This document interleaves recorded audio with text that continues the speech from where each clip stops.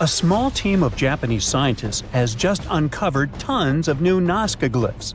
In case you don't know, Nazca Lines are massive geoglyphs of people, animals, and plants etched into the vast, arid plain in southern Peru. Most of them were created by the ancient Nazca civilization over 2,000 years ago. Originally, scientists found hundreds of different designs. They range from simple lines and geometric shapes, some of them being so straight they looked like they were drawn with rulers, to large drawings of different creatures. The most famous designs are of a monkey, a spider, and a friendly-looking human figure known as the astronaut. Some drawings are as long as 600 feet. That's why they can only be fully appreciated from the sky, like murals on the ground. There's even a small airport near the town of Nazca that's mainly used to let the tourists fly over the glyphs to look at them fully. Unfortunately, you can't see them from a regular commercial flight. That's way too high. But this nearby airport offers smaller planes. It's wild how the ancient people managed to draw these glyphs so well in the first place.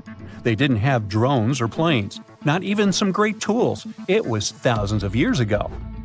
Well, they used very simple yet ingenious methods. First, they would remove the top layer of dark weathered rocks and expose the lighter dirt beneath. The light clay stands out against the darker ground. By clearing about 12 to 15 inches of stones, they could create clear, contrasting lines. The desert is very dry, and the clay has stuff in it that helps keep the lines from being blown away by winds or washed away with rains. That's why they've stayed there for thousands of years, even with the wind and weather. To make sure that the glyphs would be nice and precise, they probably used basic surveying tools, like ropes and wooden stakes, to help guide their designs. They would place the stakes in the ground to mark points along the lines, using ropes stretched between them to maintain straight lines or create perfect curves. This technique is similar to how modern architects might use grid systems, and it's kind of like what people did to create the famous extraterrestrial crop circles in the cornfields. So they likely first sketched smaller figures on the ground, and then used them as blueprints to scale up their drawings to the gigantic sizes we see today. And recently, 300 more of these mysterious glyphs were discovered in only 6 months. Normally, scientists had to sift through satellite images, walking or flying over vast stretches to study the glyphs. It was crazy hard, but now we have AI. The drones flew high over the desert, took lots of pictures from all angles, and fed them to the deep learning model. The AI system can scan tons of data in seconds, spotting the patterns that people can miss. And the symbols the AI uncovered are more special than what we knew before. These glyphs aren't huge. It's what they now call the relief-type glyphs. They're smaller and harder to spot, despite being literally in plain sight. Also, the large glyphs usually depict animals, but these relief-type ones mostly show humans and pets. For example, one of them is a 16-foot-long humanoid that clutches a club in its right hand. There was also a fish, mouth wide open as if gasping for air. This one stretches about 60 feet across the desert floor. And perhaps, most striking of all, a bird with 2 long dramatic legs, each leg extending 255 feet. The birds are very special because they've been misidentified for a long time. Now, scientists use the ornithological analysis to reclassify these creatures, and, as it turns out, the drawings depict birds from far-flung regions. There was this one glyph that looked like a simple hummingbird at first, but now, upon closer inspection, comparing beak shapes, wing patterns, and tails, it looks like this wasn't a typical hummingbird at all. It was a hermit, a subgroup of hummingbirds native to the forest regions far from the desert. They have long, slender beaks and distinct tail feathers. Another surprise was a drawing once labeled as literally just a bird. Now it turns out that it was a pelican, a coastal species commonly found along the shores of Peru, not in the desert. The pelican, with its wide wings and sharp beak, usually serves as a symbol of the sea and food. Perhaps this animal was sacred to the Nazca people. Now the question is, how did the Nazca people know these birds? What did a creature from the lush, humid jungles of northern Peru or from the shores do in the harsh desert sands of the south?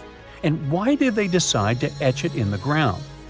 Looks like there's a much more complex story behind the Nazca Lines as we thought before. One question boggled the minds of archaeologists for decades. What do these glyphs even mean? Well, the Japanese scientists have an idea. To read these symbols back in the day, you'd have to literally follow ancient trails, spotting some faded shapes underfoot. It's as if the Nazca people designed these glyphs to be discovered on foot, to be experienced as part of a journey. This, together with the fact that they can only be seen from the sky, hints that the Nazca Lines might have been something like a sacred pilgrimage. Perhaps the idea was only deities above can see the full picture, while humans have to walk the path to understand the meaning. The lines are scattered across about 150 square miles of the Nazca Pampa, so there's a high chance that they were part of a spiritual journey to Cahuachi, a ceremonial center that still looms in the distance today. Cahuachi was super important to the ancient Nazca civilization, the heart of their society. It was most likely a religious and pilgrimage site during the first centuries of the Common Era, when the Nazca culture was at its peak. Other ancient cities were bustling hubs of daily life, but Cahuachi was unique. People didn't live there permanently. Instead, they traveled there from all other places for important events, seeking connection, understanding, and spirituality. Cahuachi consists of large adobe mounds and plazas. Locals gathered there for ritual and offerings. The largest building, the Great Temple, was an incredible stepped pyramid. It looked like this place was especially sacred to the Nazca people, since it was full of stuff like textiles, pottery, trophy heads, all the things that are often associated with rituals and sacrifices. Since Cahuachi isn't that far away from the Nazca Lines, the two are most likely connected. They could be pilgrimage paths or ritualistic symbols, but there's still so much we don't know. Even if those are trails or symbols, what exact messages were the Nazca people trying to convey through them? These drawings could be telling amazing stories, marking some important locations, or even be a spiritual map to guide those who came after them. It's also possible that symbols' meaning depends upon their arrangement and patterns. Right now, over 700 glyphs have been revealed, but this is just the beginning. This just shows the potential of AI to revolutionize archaeology. For example, there's an entire ongoing competition called the Vesuvius Challenge. The idea is to help decipher ancient Roman scrolls from the city of Herculaneum. They were carbonized during the catastrophic eruption of Mount Vesuvius in 79 AD. These scrolls are too fragile to actually touch them. Because of that, they've been a challenge for centuries. But the novel AI approach uses virtual unwrapping. They scan the scroll's interior without damaging them and detect ink made from carbon that had long faded to the naked eye. There's already been some great progress. A 21-year-old student managed to reveal the first word from one of these scrolls, porphyris, meaning purple in ancient Greek. The competition has some great rewards, hundreds of thousands of dollars for future breakthroughs. All that is a handful of work for scientists, and they're determined to decipher it all. There's one beautiful mountain in the southern part of Tibet called Kailash. Its height is about 22,000 feet. This is not so high and much less than Mount Everest. But unlike Everest, almost no one has ever climbed Kailash for one unusual reason. In 1926, one famous British climber decided to get to the mountain's top and studied it for a long time. The Mountaineering Association informed him that the mountain was completely inaccessible. Despite this, he continued trying. While exploring its northern part, it started snowing at that moment. It was impossible to work in such conditions, so he gave up this idea and left. The next attempt to climb to the top of Kailash was made by another climber, Colonel Wilson. Together with his companion, they figured out the most suitable passage to the top. They were confident they would achieve their goal, but the harsh winter ruined their plan. The colonel wanted to come back again, but he never did. Another person who wanted to climb to the top was an Australian writer and climber. He explored the territory of the Tibetan mountains and saw Kailash. At that moment, he thought he would easily reach the peak. He met one local lama and asked him if it was possible to climb Kailash. Lama replied that only an innocent person, free from any sin, can get there. And this person didn't even need to climb the icy walls, as he would be able to fly up there like a bird. The writer didn't really understand what the llama meant, but for some reason abandoned his idea. Then in the 80s, the Mountaineering Association again considered the issue of Mount Kailash. They decided to allow conquering the peak to Reinhold Messner, an Italian researcher who was one of the first to make a solo ascent of Everest. When he heard the offer to climb Kailash, he refused to conduct an expedition.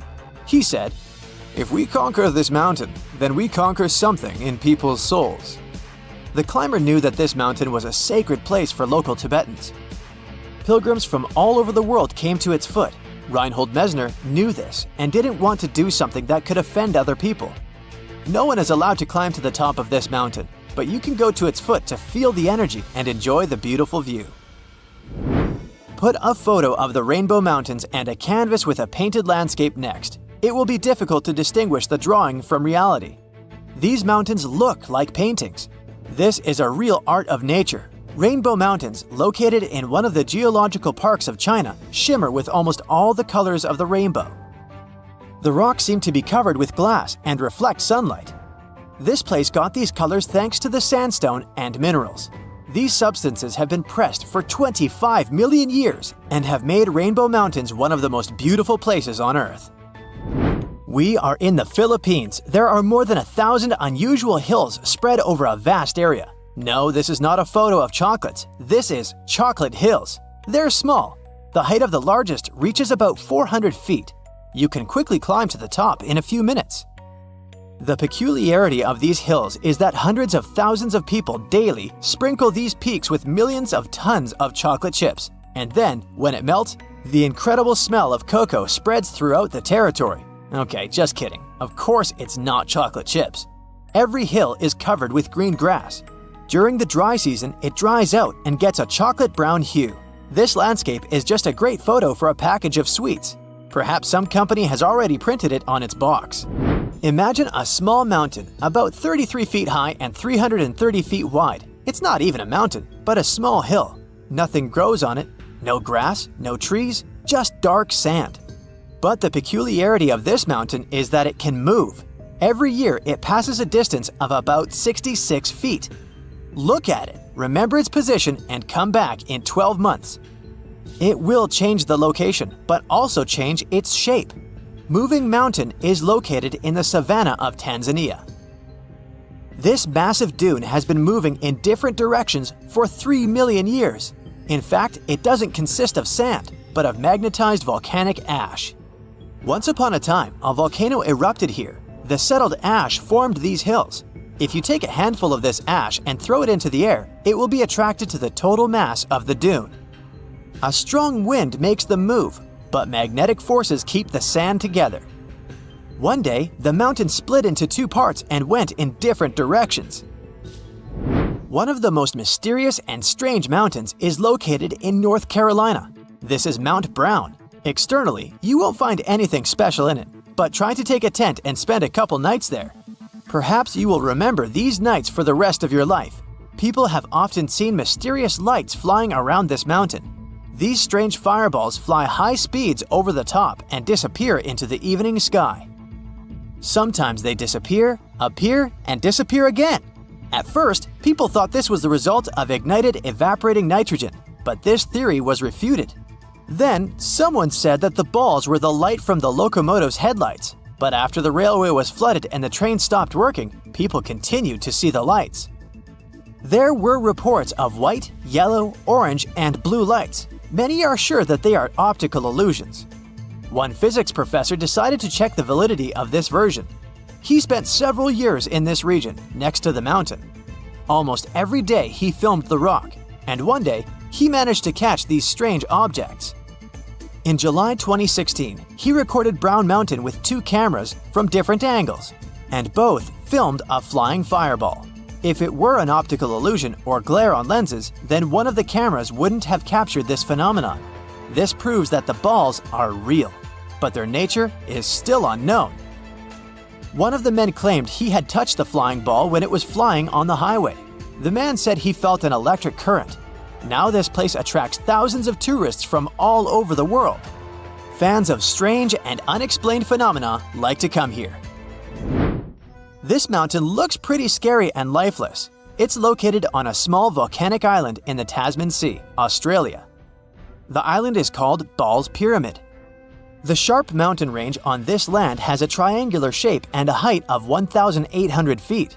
This is almost twice the size of the Eiffel Tower. It seems like some evil mad scientist or vampire lives on the top. Being on the island and climbing the cliff is dangerous because of the slippery, rocky surface. Sailors discovered this place in 1788. They thought the island was uninhabited and didn't want to explore it. Then, after more than 200 years, people still wanted to explore it. This place was considered lifeless for a long time, but scientists found unusual inhabitants there in 2001. They were climbing the mountain and found a strange bush at the height of about 100 feet. Something was stirring inside it. Scientists pushed aside the branches and saw a colony of big insects, land lobsters or walking sausages. These little guys are from the family of stick insects. They do look like sausages. Each of them is about 6 inches and has 6 tenacious paws and has a solid brown shell. On that day, scientists saw 27 insects. The most exciting thing is that people believed land lobsters were extinct at the beginning of the 20th century. How did they end up on this mountain? And how did they manage to survive in this remote, lifeless place? No one knows. In 1994, the Sherman family bought a small ranch in the state of Utah, 150 miles southeast of Salt Lake City. A spacious house, beautiful nature, a starry sky. One night, Terry Sherman heard a strange noise coming from the outside. He went out of the house and saw a huge wolf. He had never seen a wolf of this size. Terry chased the animal away and ran after it, but the wolf's tracks were lost. It was as if it had disappeared into thin air. This was just one of the many creepy and strange cases that occurred at Skinwalker Ranch. The land where the farm is located used to be inhabited by the Ute people. In the past, they clashed with the Navajo, who, according to legend, sent skinwalkers on them. According to locals, a skinwalker is an evil witch who can take the form of any animal or human. There are rumors that skinwalkers still wander in this area. Perhaps the Sherman family saw one of them, but it's not that important. The fact is that the appearance of the huge wolf was just the beginning. Over the next 2 years, the family reported strange flashes of light, mysterious objects in the sky, crop circles, and mysterious voices that seemed to hover overhead. But the worst thing was the damage to livestock. The Sherman family, fortunately, acted contrary to all the cliches of horror movies. In 1996, they sold the cottage to Robert Bigelow, a man who had a lot of money and was interested in buying this particular ranch. But why? Because Robert Bigelow was a fan of strange, unusual phenomenon.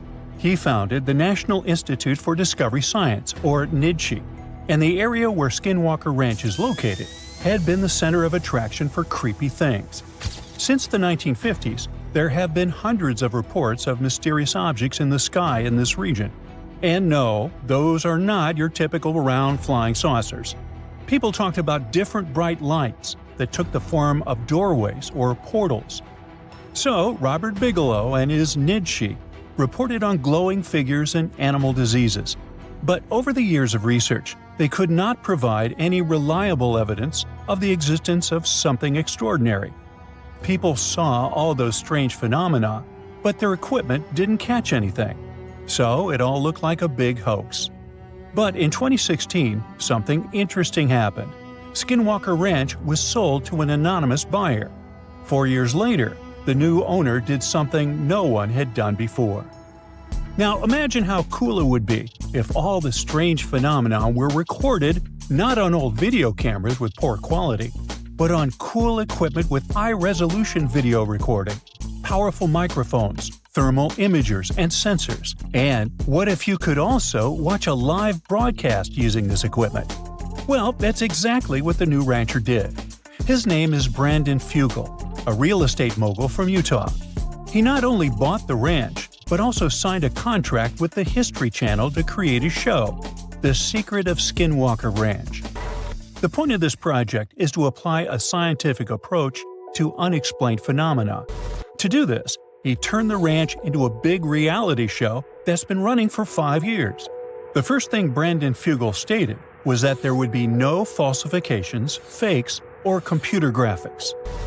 No show exploring strange phenomena can compare with this one in terms of realism and authenticity.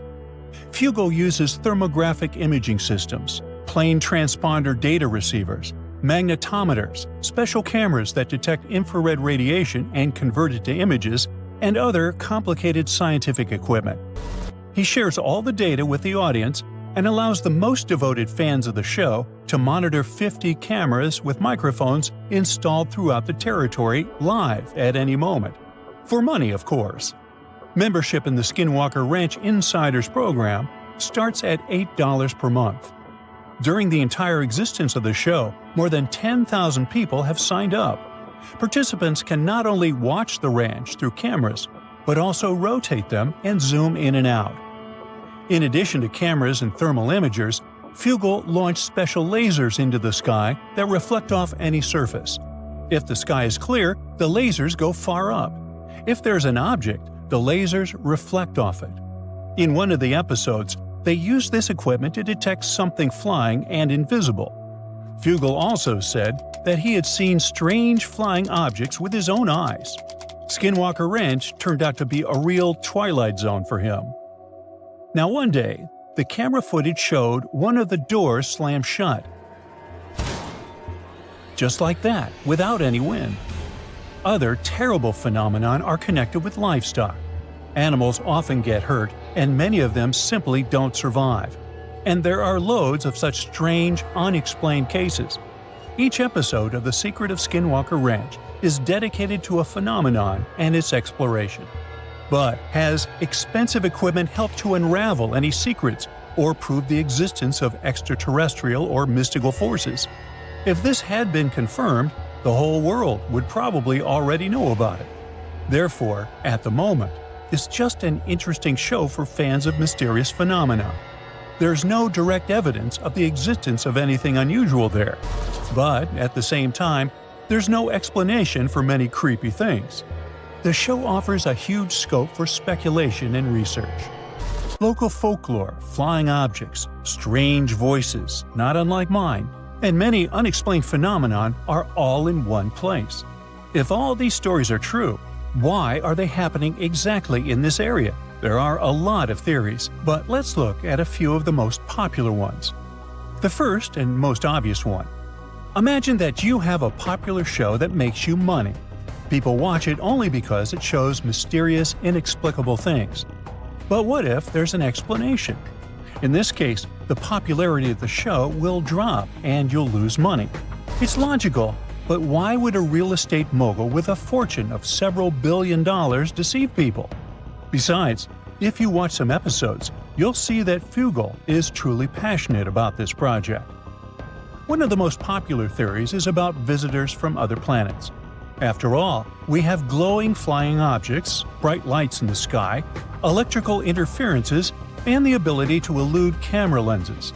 Also, some believe that an unknown object is hidden in the mountain, located next to the ranch. What if it's a spaceship that crashed there millions of years ago and was swallowed by the mountain? It may be emitting bizarre radiation that drives animals crazy and causes hallucinations in humans. A popular, but a rather banal version. Let's move on. The next theory is similar to the previous one, but instead of guests from another planet, it speaks about guests from another dimension. Ooh. Meet the multiverse version. Some unknown creatures from another reality come here, explore this ranch, and leave. This theory explains why some flying objects in the sky look like portals. Those portals may cause malfunctions in electrical appliances. There's one weak point in this theory. Why do these portals appear on the lonely ranch and nowhere else? A strange choice of travel for the residents of other dimensions. Now, the most likely theory belongs to a neuroscientist who claims that all the oddities on the ranch are connected to the geophysical force of the planet. Seismic activity, geomagnetic fields, and shifts in tectonic plates can affect some parts of the human brain responsible for hallucinations. Electromagnetic forces can also affect the stable operation of electrical appliances. So, perhaps all the oddities of this place are the result of increased seismic activity. Glowing lights, giant wolves that leave no footprints, and voices in the air can be a massive hallucination. But if this is true, why doesn't anything similar happen in other places with seismic activity? This idea leads to another theory related to electromagnetic interference. This phenomenon incapacitates batteries, drones, microphones, video cameras, and other equipment. Perhaps it affects the human brain too. But what about those poor affected animals? There are still too many unanswered questions, so stay tuned.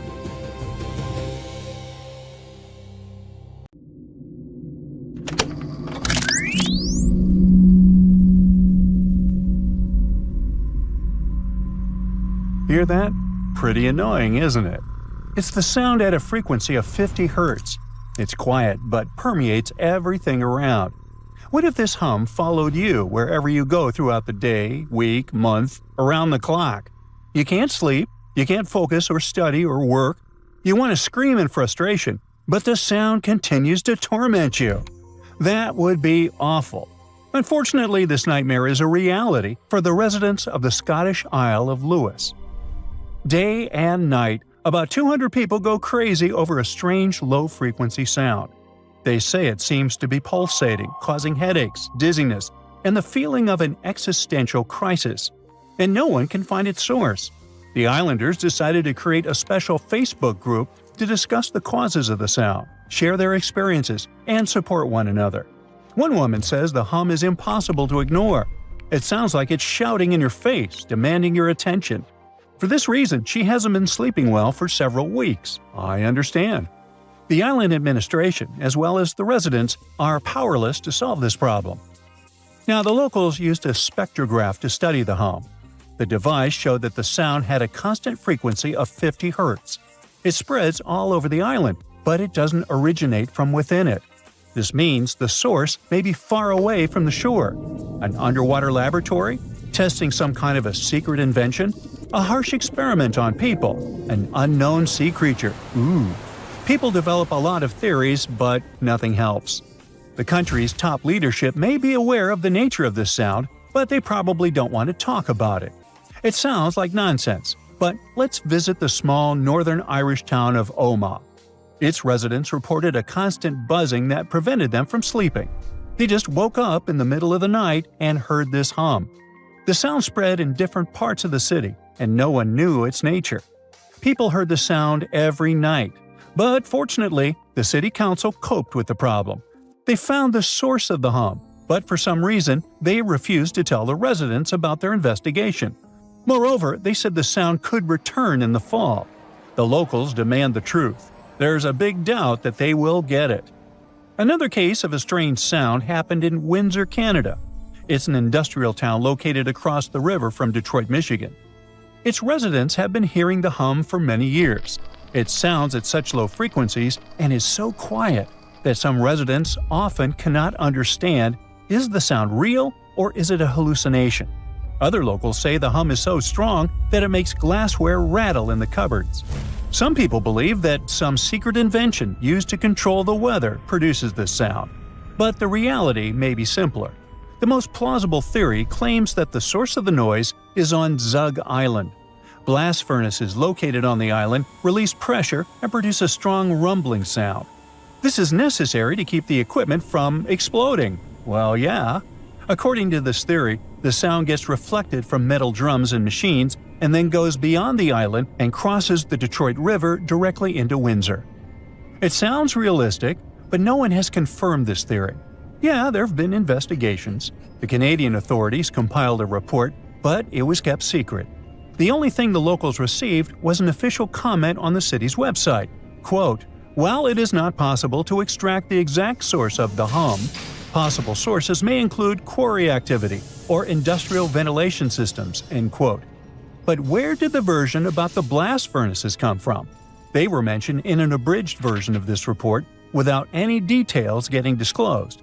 Another problem with the hum research is that Zug Island is located on private American territory. Scientists from Canada were banned from conducting investigations there.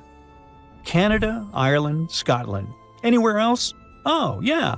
The residents of Bristol, England have been hearing a mysterious hum since the 70s. And not only them, maybe you, the one who is watching this video right now, hear it too. If that's the case, then you're one of about 4% of the world's population affected by this problem. No, seriously, what's happening? Let's figure it out. The first mention of the hum appeared in the mid-70s in England. A small digression. The Industrial Revolution also began in England. Keep this fact in mind and we'll come back to it later. So, people perceived the hum of Bristol like a quiet, annoying sound. But over time, it began to drive the locals mad, and of course, they demanded a solution to the problem. There were investigations that led to nothing. One theory said that it was the noise of industrial fans working in a warehouse in a neighboring city. But the warehouse has been closed for a long time, and the hum is still there. In 2015, scientists suggested that ocean waves could cause the annoying sound. When they collide with ridges and continental plumes, they release a sound wave, blah blah blah. It's too far-fetched. Other scientists have suggested that vibrations caused by volcanic eruptions and earthquakes are the reason for everything. It also doesn't sound plausible. About 8 million lightning bolts strike the planet every day. These impacts create an electromagnetic charge. This energy causes the air between the surface and the ionosphere to resonate, and nope, that's all wrong. Sea waves, earthquakes, lightning? Seriously? Then why do so few people hear the hum? No, there must be something else here. There are many theories, but look at the whole picture. What do you see? In Ireland and Canada, the information about the hum is classified. It appeared in England in the 70s, and there are no earlier records of it. What does this tell us? The nature of the sound is not related to nature. It's about people and technology. England became the first industrial country. In England, the sound appeared for the first time. If this phenomenon had bothered people before, we would have found some records. It means it may have an artificial nature. Why would they hide any natural phenomena from us? What if the annoying hum is the consequence of our technological advances? Factories, cars, power lines, cell towers, airplanes, microwaves, power plants, all of these clog the air with sound waves. It's possible that all these things cause the hum, but only some of you can hear it. Listen carefully. Perhaps there's a buzzing hum in your ears too. Ooh. But let's not panic and end our video on a more positive note. While in some places the mysterious hum drives people crazy, in others, it becomes the cause of a real celebration. Welcome to the bayside town of Sausalito, in sunny, sometimes foggy, Northern California. In the 80s, a loud hum appeared here, which prevented people from sleeping. The investigation revealed that the cause of the hum was marine creatures. Thousands of toadfish swam to this place every year. These are fish that can emit unique sound waves. The human ear can't hear this sound from a single fish, but if there are thousands of them and they scream at the same time, then a whole town can hear their party. Sound waves come out of the water and reflect off the houses located next to the shore. From there, the waves spread further and can cover a huge territory. And that's what happened to Sausalito. Now, once people figured out the nature of the sound, they didn't look for solutions to get rid of it. They just decided to celebrate. The locals created the annual Humming Toadfish Festival, where they had fun and imitated the sounds of the fish. They dressed up as toadfish, toads, and other creatures. Unfortunately, the festival ceased to exist in 1990 because toadfish stopped coming to the city. They went to another place and only occasionally appeared on the coast. So there. Stonehenge is famous, but it isn't the oldest UK monument of its kind in England. That title belongs to Flagstones, a site that predates Stonehenge by about 200 years. In fact, it's possible that whoever built Stonehenge might have been copycats, or perhaps, as some prefer, inspired by flagstones. Let's start unraveling the mystery of flagstones by looking at its exact age. To crack this ancient puzzle, scientists turned to a powerful technique. radiocarbon dating prehistoric monuments. This method works on organic materials like wood, bone, or charcoal that are up to about 60,000 years old. Each of these materials contains something called carbon-14. When an organism passes away, its carbon-14 starts to break down at a predictable rate. By measuring how much is left, scientists can estimate the age of these ancient objects. The method is really impressive, so it doesn't come as a surprise that the inventor of this method was awarded the Nobel Prize. Radiocarbon dating has revealed that people built flagstones around 3200 BCE, making it older than even the earliest parts of Stonehenge. But the mystery of flagstones is just beginning to unfold. Flagstones is located in Dorset, in southwest England, about 37 miles away from Stonehenge. It was discovered in the 1980s when workers were building a new road. Archaeologists dug up a huge circular ditch about 330 feet wide, made with overlapping pits. Inside the pits, they found the remains of at least 7 people, a cremated adult, 3 young individuals, and 3 other adults whose bodies were partly cremated. This shows that people could have used the site as an ancient cremation burial site. Flagstones is basically a big, ancient circle that popped up right where early farming communities were spending their time. If you went there today, you wouldn't see any obvious walls or banks. But if you look inside the pits that make up the circle, you'll find chalk rubble from both sides.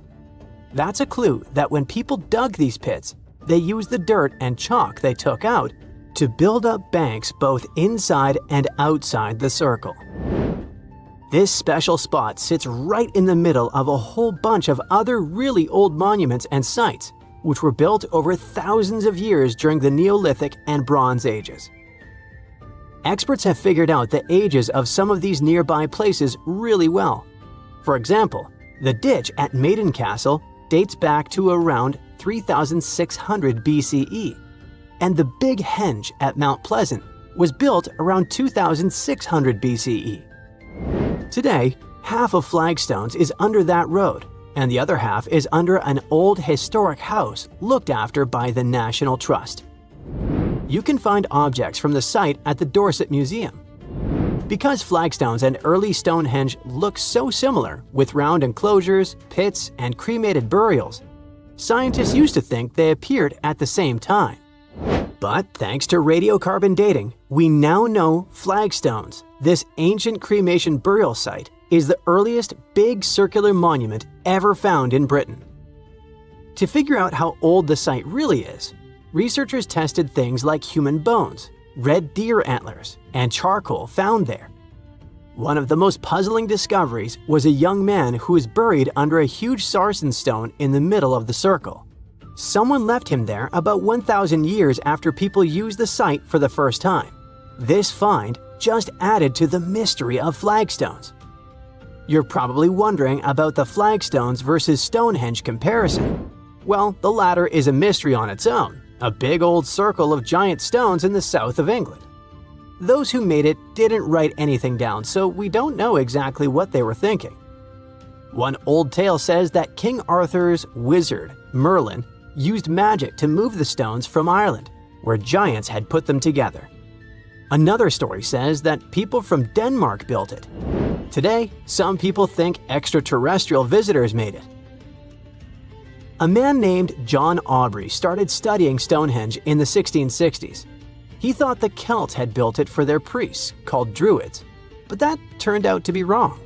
Radiocarbon dating of this prehistoric monument shows that its constructors built it in phases over several centuries.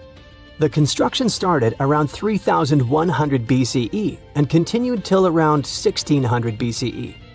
First, about 5,000 years ago, it was just a round ditch in the ground. Then people added wooden posts. Around 2600 BCE, they brought big blue stones from Wales. Later, they added sarsens, even bigger stones, each weighing as much as 5 elephants. They moved those stones from 19 miles away and placed them in a big circle with 5 tall stone arches shaped like a horseshoe. Experts think building Stonehenge took more than 20 million hours of hard work. And that's a lot of teamwork, strength, and planning for people who didn't even have machines. These days, there are a few different ideas about what Stonehenge was really used for. Some experts think it was a sacred place where people gathered for religious ceremonies. Others believe it was an early kind of science center used to study the sky and track time. Both groups notice that the stones at Stonehenge are lined up with the sun and moon, so people may have used the site to mark the changing seasons, especially during the summer and winter solstices. Some think it worked like a giant calendar, helping people figure out dates or predict things like solar eclipses. Stonehenge was an ancient cremation burial site too, at least for some time. Anyway, if we continue with the flagstones versus Stonehenge comparison, we can't but dwell more on the age of these monuments. Flagstones is older than Stonehenge. In fact, it's one of the oldest UK monuments. It's really special because it's the most ancient big round enclosure ever found in Britain. According to the newest studies, its age is about 5,200 years old. After it was built, more and more round monuments started popping up in other places too. Before its construction, most ancient monuments were long and straight, like rectangular barrows or burial mounds, or long ditches called cursus monuments. Some had even more random shapes, but the Flagstones monument shows a big change. People were starting to build in circles instead. Some experts think this idea of circular monuments might have come from Ireland, where people were already burying cremated bodies in round tombs. On the other hand, even though Flagstones has turned out to be older than Stonehenge, the new findings suggest that Stonehenge might need to be redated. Some of the objects found at Stonehenge, like animal bones, are actually older than the main structure itself. For example, near the entrances to Stonehenge, archaeologists found deer bones and cattle skulls that date to around 3,200 BCE. Experts used to think that people kept those bones for a long time before burying them. But it's possible there was an early version of Stonehenge made from overlapping pits that existed before the big circular ditch was built around 2,900 BCE. Now, could Flagstones and Stonehenge have been part of a bigger shared tradition? Could there have been other ancient cremation burial sites in the UK? After all, these constructions aren't the only round prehistoric monuments in Britain. In Wales, there's a similar site called Llandegaihenge, which also looks like a circular burial place. Such a way of burying the deceased might have been a common custom across the UK because you can see similar structures in Eastern Ireland. In the Boyne Valley, for example, there are ancient places like the Mound of the Hostages that people used in the same way.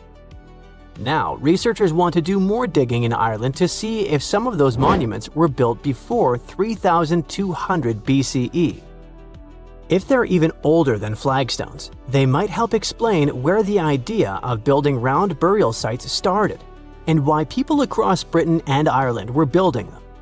The more we learn, the better we'll understand what these sites were really for and how the people back then might have shared beliefs and traditions across the sea. Hopefully, one day, we'll figure out the mystery of flagstones, one of the oldest monuments in the UK. So, a giant crater right in the middle of the cold permafrost of Siberia has been getting wider and wider for several decades, maybe centuries. We don't know. It looks like the doorway to the underworld, but its official name is the Buttigieg Megaslump.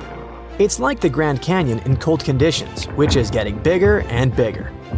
Siberia is a rather harsh and gloomy region. Cold weather, endless dark forest with dangerous wild nature, no civilization around, and now we have this. Imagine that you live there in a dense forest in a small wooden house with a fireplace, and then suddenly, a giant pit starts crawling toward your house. It doesn't stop. It doesn't grow smaller. It just absorbs everything in its path. Trees, ground, bushes, bird nests, everything falls in there. What is it? The Buttigieg Megaslump appeared after the collapse of a slope of the Yana Highlands. When the rock crashed, it exposed layers of permafrost on the remaining part of the slope. People first noticed it in 1991 with the help of a satellite. but who knows how long ago it appeared there. This ice sheet has been untouched for about 650,000 years, and now it has awakened and started to melt and grow continuously. Even scientists claim that this natural phenomenon, which looks like a giant manta ray, is expanding too fast. During the collapse, ice and sedimentary rocks melted in huge quantities. According to calculations, this mass was 14 times the mass of the Great Pyramid of Giza. In recent years, the rate of collapse of head walls ranged from 16 to 49 feet per year. And the total mass of the bowl-shaped retrogressive, aka RTS, is… Wait, what is RTS? This is a term that recognizes the crumbling relief of the bowl-shaped form. It can be erosion, ground collapse, rock deepening, and the like. So, the total RTS in the Bata Ghaika crater increases by about 35.3 million cubic feet per year. This volume is equal to about 400 Olympic swimming pools. But is this monstrous geological slope expanding into the depths? Fortunately, it's not. The melting of permafrost has reached bedrock and stopped, so there will be no sinkholes to the planet's bowels. Scientists also suggest that the expansion will stop sooner or later since the collapsing edges are approaching bedrock, located in the area of the nearest mountains. But before that, the hollow will probably absorb something very tasty for it. Scientists used satellite images to estimate the scale of this phenomenon. They saw that the doorway to the underworld could significantly expand thanks to absorbing the adjacent valley. This will happen over the next 2 decades. Also, there's the Bata River on the hollow's path. A collision with the slump will change the course of the river, which will lead to increased erosion. This will cause big problems for some river and forest inhabitants. But let's hope that nature will take care of fish and animals. But the most interesting thing is that a fast-growing slump can lead to a natural phenomenon that once provoked the appearance of this slump. This is greenhouse gas emissions. Frozen sediments in the permafrost layers, nutrients hidden deep in the soil. All this will be released and will bring significant changes to the environment, such as an increase in temperature. Once, these weather changes led to the collapse of the slope on the Yana Highlands and the formation of the doorway to the underworld. The temperature here is above normal and regularly sets new records, so scientists are not surprised that the hollow is growing so fast. What can stop all this destruction? Only the return to normal weather conditions. But who knows when it'll happen? In any case, it's good that this crater is growing far from civilization. Just imagine if such a slump were moving toward a big city.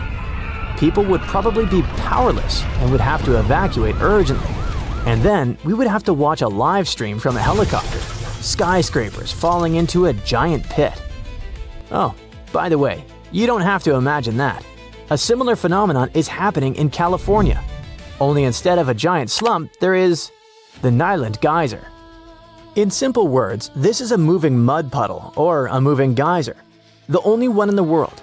Unlike the Bata mega slump, this lump of sludge is not that big and it will hardly expand. But it's acting much more weirdly. It's constantly moving, and no one can stop it. This mud puddle formed in 1953, about 5 miles northwest of Nyland, an Imperial County, California. It was a typical mud cauldron. It formed, waited, did nothing, and then decided that it didn't care about all the geological laws, so it just went west sometime in 2007. Perhaps it happened later, but no one knows for sure. In the beginning, the puddle took its time and moved quite slowly, but in April 2018, it had accelerated. It turned out that it had passed 280 feet from the formation site. That's about 3.5 times the length of a tennis court. How does it move? And why won't anyone stop it? Oh, people tried. When the puddle began to approach the Union Pacific Railroad, engineers built a wall going into the ground to a depth of 80 feet. And you know what? The moving dirt just penetrated underground, seeped under the wall, and came back out on the other side. What is it? Where does it go? And how did it form? Scientists don't know, but there are theories. California has the Salton Sea. This is not actually a sea, but a grounded saline lake with shallow water. There are many mud cauldrons on the eastern shore of this lake. Nyland Geyser appeared among them and began to move. Some scientists suggest that the bedrock of this geyser is more permeable. That is, dirt and water easily seep into this geyser and make it move. This is something like a sieve that appeared as a result of frequent earthquakes.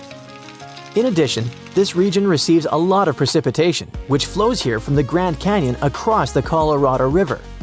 It also accumulates a lot of natural gases and heat from magma that flows under the Earth's interior. Add tectonic activity to this mix and you get conditions that allow a large mud puddle to move. Scientists have the pieces of the puzzle, but no one can put them together into one single picture and find the exact reason for its formation. And while the scientists were thinking, the puddle approached the Union Pacific Railroad. When the wall didn't help and the geyser continued to move, the railway management redirected trains to temporary tracks that they had built in case of an emergency with the puddle. People came up with different ways to stop the moving geyser.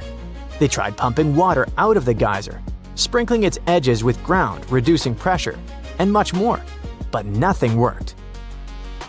By August 2019, the puddle had become a threat to Highway 111.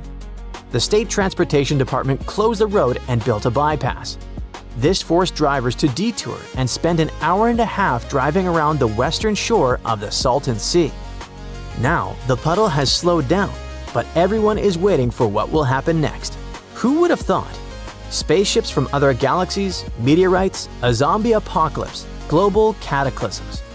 We imagined so many possible threats to humanity, but it turned out that a moving puddle of mud could cause huge problems. Fortunately, this doesn't frighten people living in the state. Geologists, engineers, and builders look at this phenomenon with delight. It's a miracle of nature, and people can't do anything about it. Although, if you think about it, surely something can be done. For example, dig a hole in front of the puddle and set a big fire inside it. It would be funny if the puddle puts out the fire and moves on. In any case, it's interesting to see what happens next and where it's going. Lake Michigan is one of the largest and most mysterious freshwater lakes in the United States. And now, deep inside it, scientists have stumbled upon something unexplainable. Vast, round craters scattered all across the lake's floor.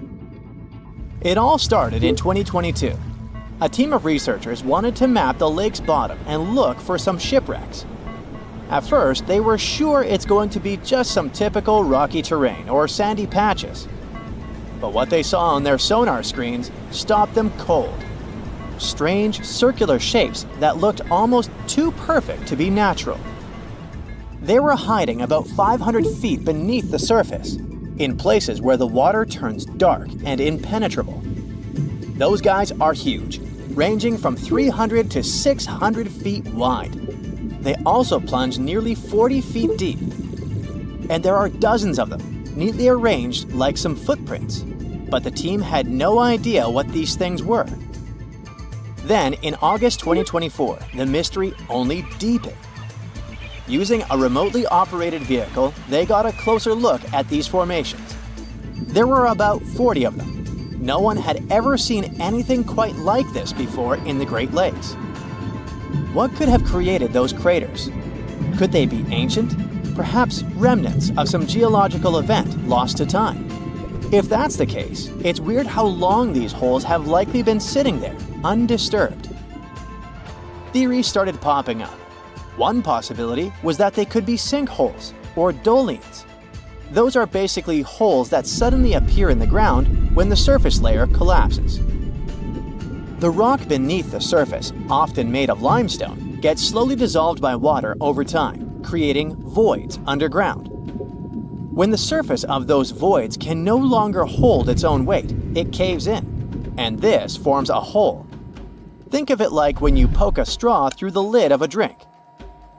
Sinkholes can be small dips or huge, spanning up to 2,000 feet.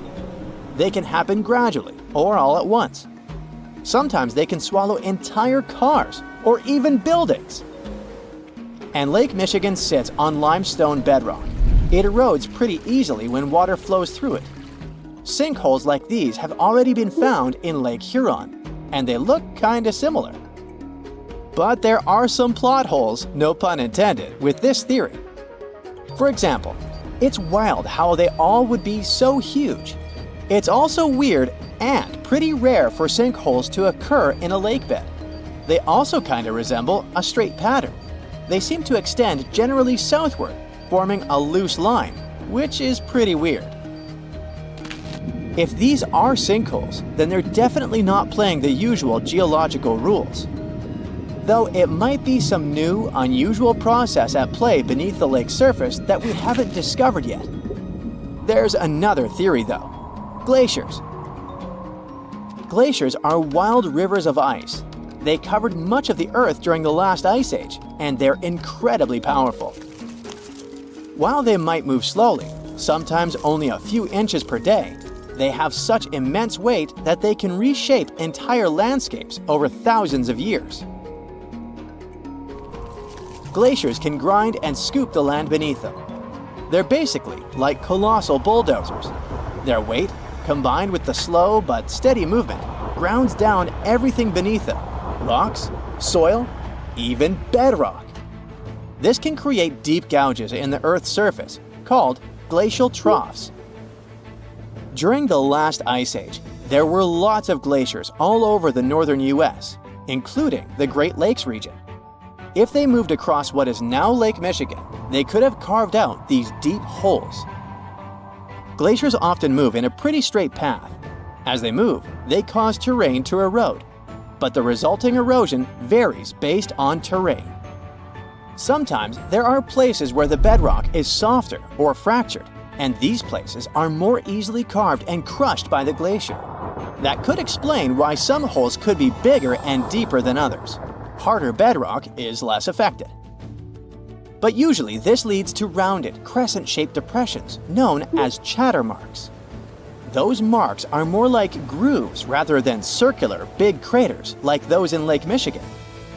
Once the glaciers melted, the Great Lakes themselves formed. If the craters were formed by them, they may have filled with water, becoming part of the Michigan Lake. Though this theory is more like a speculation, so we need more evidence. But there's another layer to this mystery. The craters are not just curious geological formations. They actually may hold valuable clues about early life on Earth. Parts of Lake Michigan, especially dark ones, are relatively low in oxygen. It's like a lighter version of deep ocean environments that often have very little of this element. For example, hydrothermal vents deep in the ocean, underwater openings in the Earth's crust with some hot, mineral-rich water that are often very low in oxygen. But some organisms love places like these. For example, opossum shrimp. Teeny tiny shrimp-like creatures that love cold, deep waters. They get their name because they have a pouch to carry their young until they're ready to be on their own, like an opossum. Or deep-water sculpin fish, small bottom-dwelling fish that also enjoys cold lakes. They're well adapted to living in dark waters and usually stay close to the lake bed. And weird organisms like invasive quagga mussels, which kinda look like shells. These are small freshwater mussels that have spread there to the Great Lakes. They attach themselves to hard surfaces and can cause problems for ecosystems by competing with native species for food and space. All these guys could be in Lake Michigan, and even more. There might be microbes or even bacteria that are specially adapted to these harsh conditions, just like it was in Lake Huron. There's only a handful of creatures that could survive deep within these craters, and studying them could give us insight into how life once flourished in Earth's ancient, oxygen-poor oceans. That's because it's in places similar to these, where some of the earliest life forms thrived. Early Earth had an atmosphere with little oxygen, although it was much more hot, and ancient microbes adapted to this. The Great Lakes, especially Lake Michigan, have always had a bit of a ghostly reputation. Like even this mission was organized to study the shipwrecks. There were about 6,000 of them in the Great Lakes. Many of these wrecks are still sitting on the lake beds, preserved by the cold, fresh waters. And shipwrecks aren't the only strange things tied to the Great Lakes. Over the years, there have been stories of unexplained disappearances. Boats and even planes have vanished without a trace. The lakes, often calm on the surface, can suddenly turn dangerous with unpredictable storms and massive waves, leading to these mysterious events. Not even mentioning all the creepy stuff people notice there over the centuries, such as ghostly lights above water or bizarre weather patterns like eerie, sudden fogs that seem to appear out of nowhere. In 2007, they even discovered some prehistoric structure that looks like Stonehenge there. Well, it was way smaller, but still. It lay about 40 feet below the surface in the heart of Grand Traverse Bay, and it's speculated to be about 9,000 years old, way older than Stonehenge. Looks like this is a print of those who lived in the area thousands of years ago. These massive stones are arranged in a careful, winding pattern stretching over a mile. They range in size from basketballs to compact cars. But one, in particular, stands out. A boulder 3.5 to 4 feet tall, 5 feet wide. It's etched with the image of a mastodon, a creature that roamed the Earth about 11,000 years ago before it went extinct. It probably sank there during the end of the last ice age we mentioned. This period had reshaped the region. This place is underwater now, but back in the day, it was still dry land.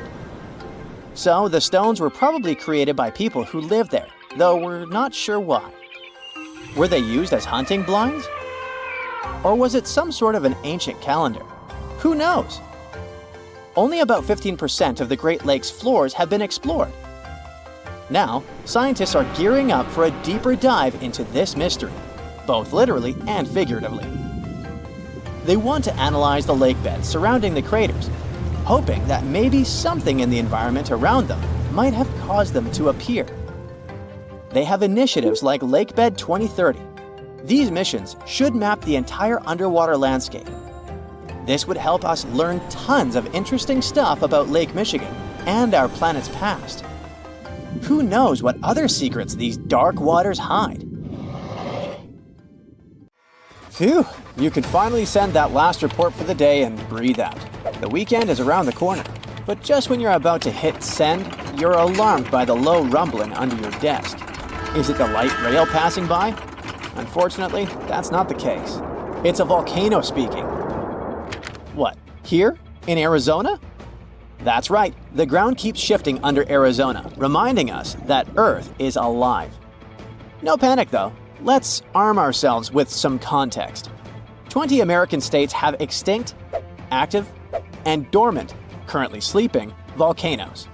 Among such states, you can find California, New Mexico, Nevada, Utah, and Colorado. On the bright side, Arizona's volcanoes are dormant at the moment, but it doesn't mean they won't go off in the near or not so near future. Now, how about traveling to Arizona to check the traces of its active volcanic past? They dot the desert landscapes of this state like spots dot a Dalmatian. There are entire volcanic fields southwest of Phoenix, east of Douglas, near Flagstaff, north of Kingman, and near the Mexico border. The most worrying thing about these fields is that even though they're not active at the moment, eruptions in this region might happen every 1,000 years or so. Well, the time seems to be up.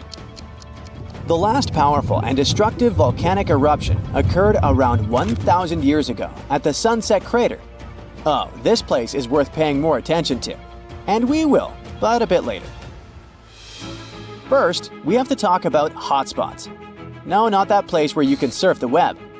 In our volcanic context, a hotspot is a place where insane amounts of heat melt the overlying crust, Earth's thin outer layer, and form volcanoes. This heat rises from the mantle, which is located between our planet's dense, superheated core and the crust.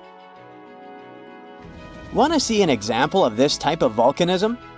Welcome to the Hawaiian Islands.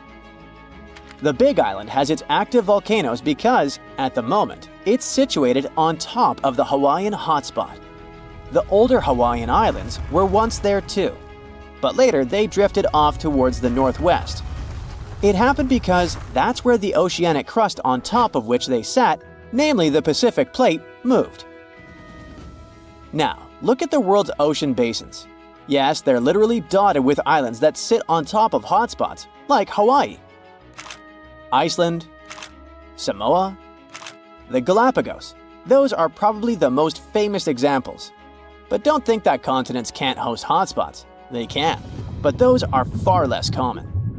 One of the most famous continental hotspots is, I bet you know it. Yep, the one beneath the Yellowstone caldera. By the way, the caldera is a vast volcanic crater, especially one formed as a result of a massive eruption that led to the collapse of the mouth of a volcano. The Yellowstone hotspot is basically the creator of Old Faithful and the rest of the hot springs and mud pots for which the national park is famous. Speaking of Old Faithful, let's make a small detour and pay more attention to this wonder of nature. It's one of the most well-known geysers in the world. People have been coming from all over the globe to see it for more than a century. The cool thing about this geyser is that the likes of it can only form under very specific conditions. That's why they're pretty rare. Magma under the surface superheats pockets of underground water. The pressure there keeps growing until it eventually pushes the water upward with immense strength. A certain volcanic rock with a high silica content lines the tunnel through which this water escapes. Basically, it creates a unique pipe that can withstand unbelievable pressure and heat created by the water erupting above the ground. Old Faithful was the very first named geyser in Yellowstone. If you come to visit it expecting the thing to erupt every hour on the hour, you're gonna be disappointed. On average, Old Faithful erupts every 91 minutes or so, which isn't that bad either. Plus, you can download a special app which will provide you with the approximate time of the next eruption. But be very careful while visiting and stay away from the site. The water erupting from the powerful geyser reaches 204 degrees Fahrenheit. The steam is even more scorching, up to 350 degrees Fahrenheit. It's hot enough to bake a cake. But let's get back to our volcanic hotspots. Scientists still don't clearly understand why there aren't many hotspot volcanoes on continental crust. One reason might be that the continental crust is much thicker than the oceanic crust, which is about 4 times as thick on average. Another reason could be that most of Earth's crust, about 2/3 of it, is oceanic. This means that there's less continental crust for hotspots to form under. Now, I bet those of you living in Arizona will appreciate the following info. We'll talk about a volcanic field right in the heart of this state, the San Francisco Volcanic Field. That's a massive area filled with over 600 volcanoes. Yes, they're mostly small, but it doesn't make them any less impressive. They're scattered across 1,800 square miles in northern Arizona, a giant territory. Interestingly, scientists are still debating about whether this volcanic field is actually sitting on top of a hotspot. But one thing they agree upon, the volcanoes in this area get younger as you move east. And this pattern matches up with the North American plate moving west over what could be a stationary hotspot beneath the surface of our planet. Cool, huh? The volcanic hullabaloo in that area started around 6 million years ago. So, in geological terms, it's relatively young. As for the most recent eruption, it happened less than 1,000 years ago. The Sunset Crater, which I mentioned before, the one near Flagstaff, is the most famous vent from that eruption. The Sinagua people had to leave their homes at Wupatki Pueblo because of the eruption. That site is now part of the Wupatki National Monument. There, you can see how people lived in this volcanic region many years ago. If you go to explore this area, you'll notice that most of the volcanoes there are basalt cinder cones, small and steep. The Colorado Plateau has quite dry weather conditions. That's why the volcanoes haven't worn down much. Some of the best examples of those cones, like this one, called the SP crater, still look like they appeared yesterday. But look around. It's not just cinder cones. The San Francisco volcanic field also has a stratovolcano, as well as some lava domes that formed from volcanic rocks with more silica than basalt you can find in places like Hawaii. It means they're thicker and don't flow as easily. Anyway, the stratovolcano is going to be one of the most epic sights you'll come across while exploring this volcanic field. Well, not the stratovolcano itself, but the San Francisco peaks, the remains of that giant formation. They stand tall at more than 12,600 feet. That's 4.5 Burj Khalifas placed on top of one another. It makes the peaks some of the biggest landmarks in northern Arizona. They're not only stunning, but also sacred to the Native American people who have lived in the area for many generations. Now, unlike those super active volcanoes in Hawaii, the San Francisco volcanic field takes its time, thousands of years between eruptions. But you shouldn't relax just yet. Geologists say another eruption is likely to happen one day. It will probably occur in the remote eastern part of the field, away from big towns. Phew! And if that next eruption is anything like the one that formed Sunset Crater, it would be quite the show. Lava fountains and rivers of lava flowing. At the same time, the next eruption might not happen for centuries, maybe even millennia. Until then, the San Francisco volcanic field will remain a hidden gem of volcanic history, waiting for its next fiery performance.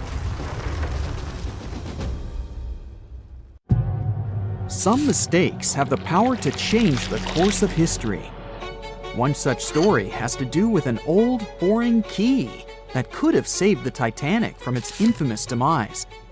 The key belonged to the crow's nest locker that housed binoculars, which could have helped the lookouts spot the iceberg sooner. There's more.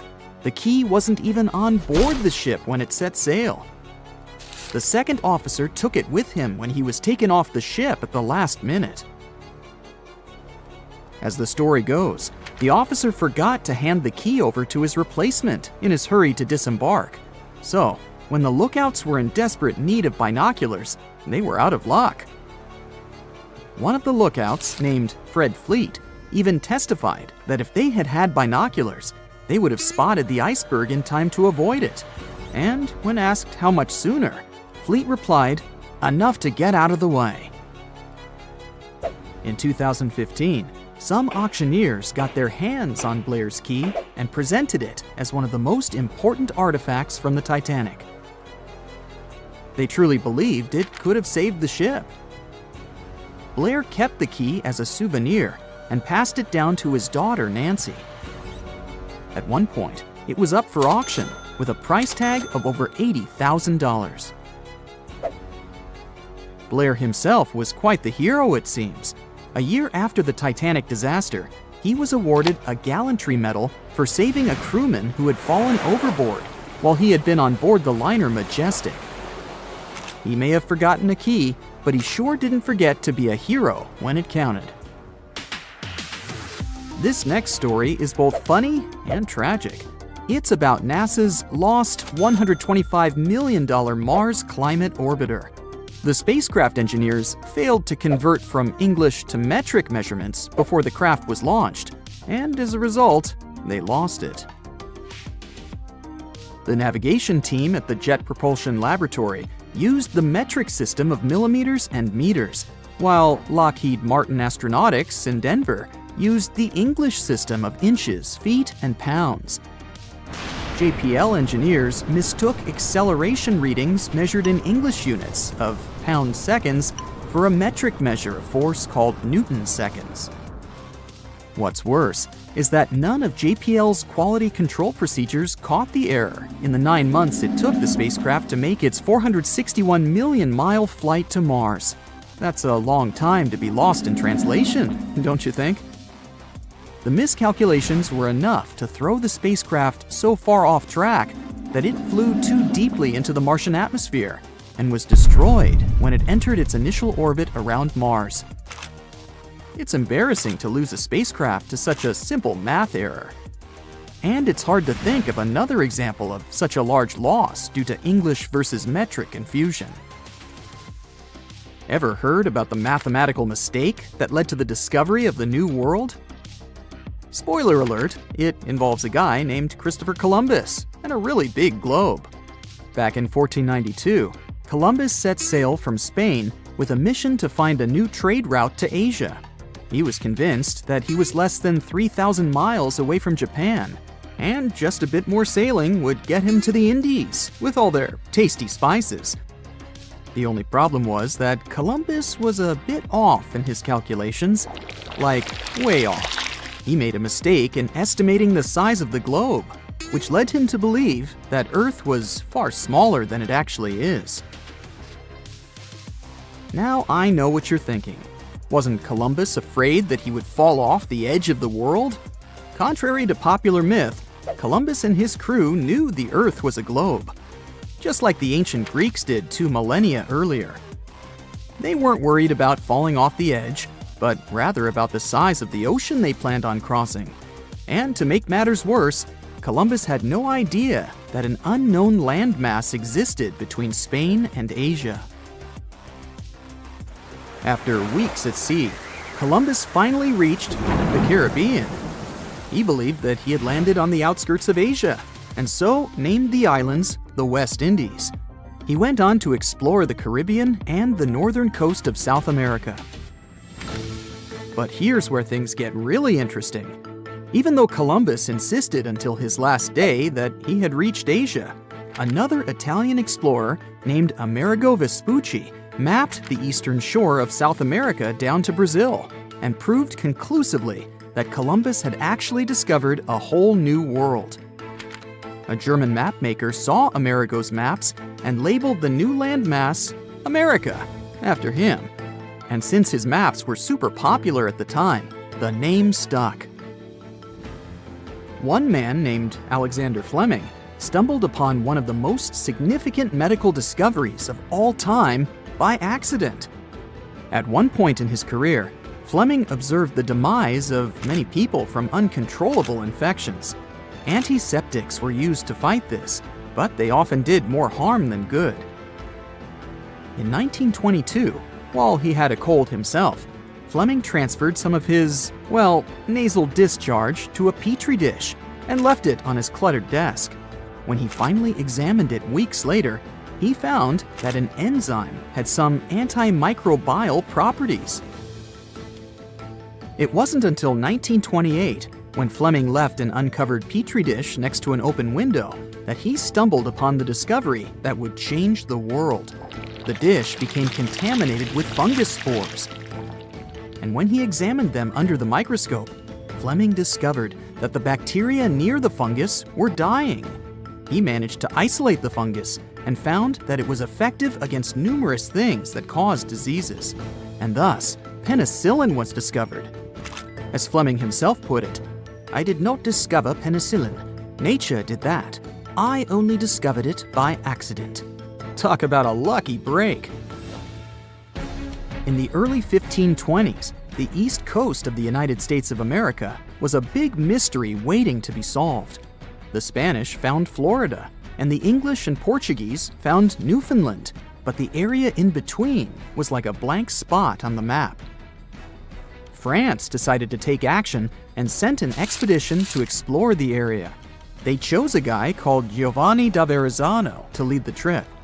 For this expedition, he got 4 ships. Unfortunately, 2 of them were shipwrecked, and a third one went home after doing some other business on the Spanish coast. Only the flagship, La Dauphine, crossed the Atlantic with Verrazzano and his 50-man crew. Verrazzano set sail from Madeira and landed at Cape Fear. From there, he sailed south, but got a little scared of running into the Spanish, so he returned somewhere north of Charleston. He anchored not far from his original landing spot, but unlike other explorers, he preferred to anchor well out at sea. He did send a boat to the shore, and he met the natives. They were described as wearing just some animal skins covering their bodies and garlands of bird feathers. As Verrazano sailed along the coast, he reached the outer banks of North Carolina. He thought that the waters he discovered were those of the Pacific. In reality, what he'd stumbled upon was the Pamlico Sound. He thought that North America was just a long, extremely narrow strip of land. This mistake led mapmakers to show North America as almost completely divided in two. Moving on, Verrazano reached a beautiful place that he called Arcadia. Probably Kitty Hawk, North Carolina. Sailing further north, he missed the entrances to Chesapeake and Delaware Bays because he kept quite far from the coast until New Jersey. Then, the moment we've all been waiting for, Verrazano discovered New York Harbor, and he anchored in the Narrows. Later, it was named after him, and now it is spanned by the Verrazano Narrows Bridge. Once Verrazano's sea appeared on the map, it became widely accepted and impacted loads of future explorers. For example, Henry Hudson went looking for a passage to the Pacific in the middle latitudes of the continent. But, as it turns out, the Englishman never did find the Pacific Ocean anywhere near Virginia. And the cartographic myth eventually faded away. It's funny to think about how a mistaken belief could have such an impact on history. Some mountains look so picture-perfect that you'd swear they were hand-sculpted by a divine architect. And the thing is, you're not that wrong if you think so. Wait, did someone really build mountains? Hidden deep in the Amazon rainforest, there's a bizarre cone-shaped peak that raises that exact question. And halfway across the world, there's a landscape that looks like someone spilled a massive bag of Hershey Kisses across a green field. No, you can't make this stuff up. Get ready to learn what would happen if a Hershey's Kiss and the Road to El Dorado movie had a baby in real life, because we're diving into two of the most mysterious and oddly satisfying natural formations on Earth, Cerro El Cono in Peru and the Chocolate Hills in the Philippines. One might be an ancient lost pyramid, and the other turns into chocolate every year. Well, sort of. Let's start with El Cono. This strange, solitary mountain rises more than 1,300 feet above the treetops in the heart of the Amazon, right near the Peru-Brazil border. Sure, the Amazon is no stranger to mountains. There are impressive ranges, like the Ameri Mountains farther north and the Andes, not in the Amazon per se, but running along Peru's spine. But you see, El Cono is different. For starters, it's completely isolated. If you fly over the region in a helicopter, all you'll see for miles is an endless emerald sea of rainforest. Then, boom, out of nowhere, a perfectly cone-shaped mountain juts into the sky like a giant green Dorito. It's not part of any major mountain chain, it doesn't have any siblings, and it looks so symmetrical that it almost feels artificial. And it's covered by forest. Now, naturally, this has sparked all kinds of theories. Some people think it's an extinct volcano. Others say it's a freak of erosion. And then there are those who whisper more exciting possibilities. What if it's a lost pyramid? And before you roll your eyes, this idea is not as wild as it sounds. And some people actually stand by this theory. After all, the ancient civilizations of South America built pyramids too. What? Yeah, can you believe that the Egyptians didn't actually invent the concept of pyramids? No joke. The Mochichachapoya and Inca civilizations all built monumental structures.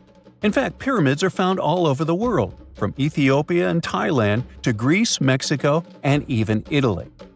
So why do pyramids keep popping up throughout history? Simple. They're structurally sound. The broad base supports the weight, and the pointed top was often seen as a symbolic connection to the heavens. Okay, but what are the chances of all these people coming up with the same idea at the same time? Okay, calm down. Ancient aliens. Yeah, that's possible. But as it turns out, ancient people did talk to each other via trade, migration, and cultural exchange. Ideas like pyramids didn't need to come from a secret one-world civilization. They just came from smart, curious humans scattered across the globe, all looking up at the stars and wondering how to get closer. In fact, recent archaeological discoveries have revealed massive ancient cities deep in the jungle that were completely swallowed by nature. In Guatemala, scientists uncovered a lost Maya city with its own pyramid structures. In Mexico, an entire metropolis was found buried beneath forested hills. So yes, humanity can forget an entire city. Take another look at El Cono from the air, and you might start believing it too. Its slopes are smooth. Its symmetry is uncanny. From above, it resembles a colossal step pyramid or ziggurat, cloaked in jungle vines and secrecy. And if someone told you it was the moss-covered remnant of an ancient civilization, you might just nod and say, "Yeah, I see it." Of course, no one's proven anything yet, but the mystery is delicious. Like a myth waiting to be cracked open. At the same time, for people who live nearby, El Cono isn't just a geological curiosity, it's sacred. In Andean cosmology, mountains like El Cono are known as apus, spiritual guardians of the land. These aren't just rocks, they're living beings, protectors, deities. Think Tifiti from Moana, but South American and a little more mysterious. The indigenous tribes in the region still pay their respects to this mountain, treating it not as a tourist attraction, but as a sacred ancestor. And while everyone's busy debating whether El Cono is a mountain or a pyramid, nature's just vibing. The area surrounding El Cono is now part of Sierra del Divisor National Park, created in 2015 to protect one of the richest ecosystems in the Amazon. We're talking about rare plants, hundreds of bird species, many types of monkeys, and endangered animals like jaguars, giant armadillos, and even tapirs, the jungle's adorable pig-elephant hybrid. And yes, there are caves, springs, and even undiscovered ruins hidden deep in the forest around El Cono. So, what is El Cono really? Some geologists think it's likely a volcanic cone based on its shape. That's the official word from UNESCO anyway. Others argue it's a rare example of erosional geomorphology, a fancy way of saying wind, water, and time teamed up to carve a perfect mountain out of the landscape. Like geological origami, shaped by millions of years of natural forces. But the truth is, we don't know. Not for sure. Not yet. Until someone launches a respectful science-based expedition with drones, ground-penetrating radar, and a green light from the local communities, El Cono will keep its secrets. And maybe that's the best part. Sometimes it's mysteries that make the world feel truly magical. Now, let's jump onto a metaphorical plane and head to the Philippines, where the mystery continues and gets a little sweeter. Spread across more than 20 square miles, there are between 1,200 and 1,700, or even more, perfectly shaped hills that look like chocolate kisses. Like seriously. In the dry season, the grass turns brown, and suddenly, it's like someone dropped hundreds of Hershey kisses all over the landscape. Sweet, right? These are the Chocolate Hills, duh. And they're some of the Philippines' most iconic natural wonders. From afar, they look almost too symmetrical, like some alien landscaper came down with a measuring tape and a sense of humor. But how did they get here? Well, according to scientists, the Chocolate Hills are a rare type of karst formation, a term used to describe landscapes formed when slightly acidic rainwater dissolves soft rock like limestone. In this case, the hills were once coral reefs and marine limestone that were pushed above sea level by tectonic forces. Over time, the exposed rocks got eroded by wind, rain, and underwater rivers, leaving behind this stunning army of symmetrical mounds. It's a geological marvel millions of years in the making. But science isn't the only explanation in town. Local legends are more fun. One story says the hills were formed when two giants got into a rock-throwing fight, launching boulders at each other until they collapsed in exhaustion, leaving the landscape littered with mounds, just like that one scene from the Hobbit movie. Another tale speaks of a heartbroken giant whose tears turned into earth, forming the hills as a tribute to his lost love. Oh. Today, the Chocolate Hills are a National Geological Monument and a major tourist attraction in the Philippines. They're also being considered for UNESCO World Heritage status because, really, where else can you find such a naturally satisfying mix of geology and dessert? If you ever want to visit, it's pretty easy. Fly into Boho Palango International Airport or take a ferry from Cebu, and then head to the towns of Carmen, Batuan, or Sambanga. There are designated viewing decks, eco-parks, and even ATV tours that will let you explore the hills up close. So, whether you're chasing lost pyramids in the jungle or climbing a mountain that turns into chocolate in the summer, the planet still has places that surprise and delight. And that's the real treasure. Sometimes, nature's weirdest, most beautiful shapes aren't hiding aliens or ancient tech. They're just proof that Earth has a wild imagination. Well, here you are, on a week-long trek through the Himalayas. You're exhausted. The cold is cutting through to your bones, and suddenly, you stumble upon a human skeleton near a lake. You look around, and there are dozens, maybe even hundreds of bones scattered across the ground. Well, guess what? This really happened in 1942 with an Indian forest official. Since this chilling discovery, researchers have been trying to figure out how so many people lost their lives in such a remote, isolated spot. So, what happened up there? We're talking about Rupkund, a lake sitting at over 16,000 feet in the Himalayas. But it's not just known by that name. People also call it Mystery Lake, or even more bizarrely, the Skeleton Lake. This place is remote, I mean really remote. It's not just because it's insanely high up, but also because it's surrounded by snow-covered mountains. Now, if you're planning to go there, make sure you have some solid hiking shoes. It's a week-long trek covering more than 30 miles of tough, rugged terrain. Along the way, you'll pass through all kinds of challenging landscapes: moss-covered oak forests, misty fields with an eerie vibe, and up at the top, snow. The highest point of the trek is a knife-edge ridge called Junargali. Just below that lies Rupkund. The closer you get to the lake, the darker the atmosphere feels. And on the ground, you can find human skeletons scattered around, belonging to more than 300 people. Along with them, there were things like wooden artifacts, leather slippers, and rings. Okay, so something really macabre happened here. But what? Well, we have three main theories. Theory number 1, the local legend. According to this story, a long time ago, a king named Raja Justival went on a pilgrimage deep into the Himalayas to reach a sacred mountain temple. He brought his pregnant queen, Rani Balumpa, along with a group of servants, dancers, and others. While they were up in the mountains, a massive hailstorm hit, or as the legend goes, an angry deity started hurling iron balls from the sky. Either way, the storm was brutal, and they had nowhere to take shelter. In the end, they all lost their lives near the lake. Theory number 2, an escape route. Some say the remains belong to Indian soldiers who tried to invade a foreign territory back in 1841, but they were defeated. Over 70 of them were forced to make their way back home through the Himalayas, and they met a tragic end along the way. Theory number 3, a mass grave.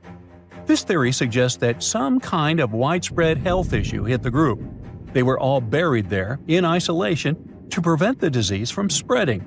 In this case, Rupkund Lake and its surroundings would basically be a cold, remote cemetery. Now, do you know what all these theories have in common? They all assume that the skeletons belong to a single group of people who died in one catastrophic event.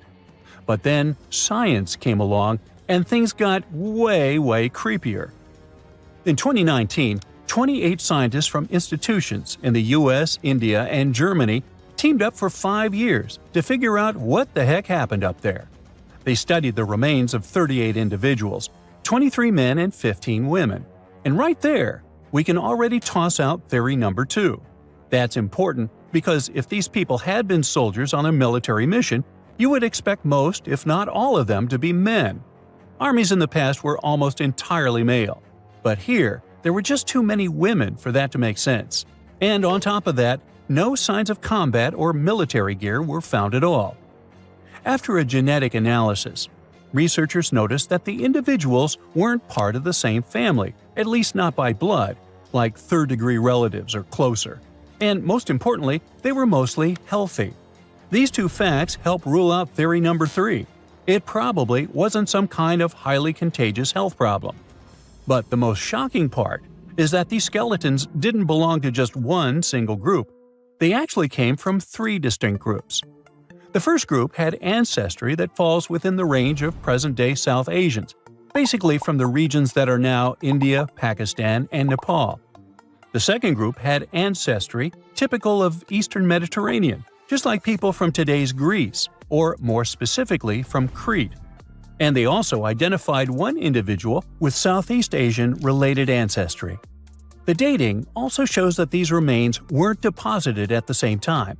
In other words, groups 1 and 2 didn't live during the same period. Their deaths were actually spread out over as much as 1,000 years. Oh great! Now theory number 1 is out the window too. After all, the studies can confirm that these people passed away in at least 2 separate tragic events. According to the researchers, there is a possible clue about where at least some of the people with South Asian ancestry might have come from, or why they were even up there in the first place. Rapkund Lake isn't part of any major trade route or anything like that, but it is along the path of a pilgrimage called the Nanda Devi Raj Jat. It still happens today, once every 12 years, where people hike through the mountains for worship and celebration. Now, the written records of this pilgrimage only show up around the late 1800s, but there are inscriptions in nearby temples that go way back, like to the 8th or 10th century. So, it's possible the tradition started much earlier, and maybe some of these people passed away during one of those early pilgrimages, due to a heavy storm or some other natural disaster. Okay, but how do we explain the group that came from Greece? Well, that's definitely more puzzling. First, because there aren't any historical records or evidence to explain who these people were or what they were doing in the far reaches of the Himalayas, so it's hard to know where to start. The study suggests that they could have been a group of unrelated men and women born in the Eastern Mediterranean region around the time the Ottoman Empire controlled that area. The evidence suggests that they had a diet mostly based on land-based foods, not the seafood you would expect from people living near the coast.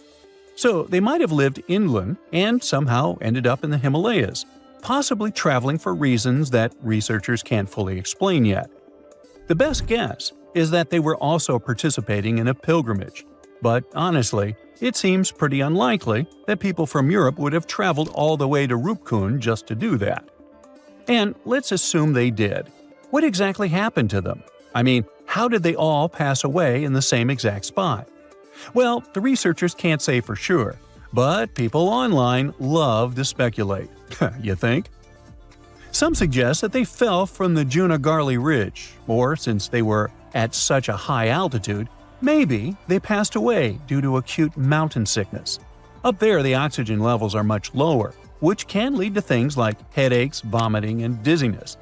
The problem is, it can escalate quickly, and if it affects your lungs and brain, it can become life-threatening. So yeah, it could have happened. But it's still strange to think it happened to so many people all at once. We definitely still need a lot more answers when it comes to Rupkund. But one of the obstacles researchers face is that the site remains highly disturbed and unpreserved. Over the years, trekkers have moved around the skeletons, or worse, some have even taken them home as macabre souvenirs. But the more we mess with those remains, the harder it becomes to find an accurate answer in the future, no matter how much science advances. So, for now, the Mystery Lake will remain exactly that, a big mystery. Stone Age people were grunting cavemen with spears. True or false? Absolutely false. They were gathering around and forming real culture as far as we've discovered. In Turkey, scientists uncovered a 12,000-year-old mystery that's revising history. It's a sophisticated cosmic calendar made out of giant stone temples that may actually be a warning from the stars. We're talking about Göbekli Tepe. This prehistorical site predates even Stonehenge, our classical stone ring circle, by 6,000 years. And it upends why we think Stone Age civilizations emerged and thrived. Here's how this discovery could change our collective history. Around 10,850 BCE, a massive comet, or better yet, a bunch of comet fragments, smashed into Earth. The skies darkened, the temperature dropped, big animals vanished, and it kicked off a mini ice age that lasted over 1,200 years. What's now a place called Göbekli Tepe was home to a group of humans who survived this entire chaotic event. After it happened, they started paying close attention to the sky. As a way of trying to control time a little bit more, they tracked the movements of the sun, the moon, the planets, and comets. This in turn led them to build a huge lunisolar calendar, the first one in the world. Now, if you were to tour around this classic Stone Age monument, you'd see that not all the stone pillars are blank. Some of them have carvings, like this main one with a bunch of V's on it. Turns out there are 365 V's, which scientists believe represent the days of the solar year. One of them, a V hanging on a bird's neck, is thought to mark a solar eclipse. Other pillars have dangerous animals carved on them, like foxes, lions, scorpions, vultures, twisting and crawling up the sides. Unlike typical Stone Age carvings, these weren't of edible animals like deer or sheep. One of the theories is that these drawings were symbolic. Some archaeologists believe they reflect the fears and chaos this civilization had lived through, a kind of collective attempt to make sense of a terrifying and unpredictable world. Archaeologist Danielle Stordour has highlighted the images of vultures, saying they represent the people who passed away. In some ancient cultures, vultures were believed to carry the souls of the deceased into another realm. She's seen similar symbols in ancient sites nearby. To understand why this all makes sense, we need to dig deeper into the real purpose of this site. Göbekli Tepe was discovered in 1994 by German archaeologist Klaus Schmidt, who realized that the hill in southeastern Turkey wasn't just another Neolithic mound. Underneath it, his team uncovered massive stone circles supported by pillars weighing up to 20 tons. Radiocarbon dating puts the site at around 12,000 years old, making it the oldest known ceremonial structure ever built. I mean, it predates the Egyptian pyramids by over 7,000 years. This discovery shocked the archaeological world. At the end of the Ice Age, humans were supposed to be nomadic, surviving off wild plants and animals, not building sacred complexes with symbolic art, and giving birth to what we now classify as civilization. We usually think civilization starts with farming, then villages, then crops. But this site suggests something more surprising. Early humans may have come together not to grow food, but to worship. Schmidt found no signs of homes, hearths, or permanent settlement, just stuff used for rituals and gatherings. This has led researchers to believe that spirituality and communal rituals came first and that farming followed. Because to build something this massive, you'd need hundreds of people working together, which in turn would have sparked the need for food, organization, and social structure. In other words, the temple came first, then the village, then the farm. Now, Göbekli Tepe isn't just stirring debate because it's old. It's because it seems too advanced for its time, and that's where the more controversial theories start to emerge. Some researchers believe the builders of Göbekli Tepe weren't simply primitive hunter-gatherers experimenting with stone tools. They may have been the inheritors of ancient knowledge, remnants of a much older civilization that existed before the end of the last ice age. This idea ties into the Younger Dryas impact hypothesis, a theory that a comet struck Earth around 10,850 years ago, triggering a sudden and catastrophic climate shift. According to this view, the survivors of that event passed down their knowledge through symbolism, architecture, and oral tradition. And Göbekli Tepe could be one of the earliest attempts to preserve that memory. Now, if that's true, then the carvings at this site, especially the animal symbols on the pillars, aren't just decorative. They could be astronomical codes, tracking constellations and celestial events. But one pillar might hold the biggest secret of all. It's called the Vulture Stone, and it's freaking archaeologists out. On it, you'll find a strange combination of figures: a headless man, birds, and a scorpion.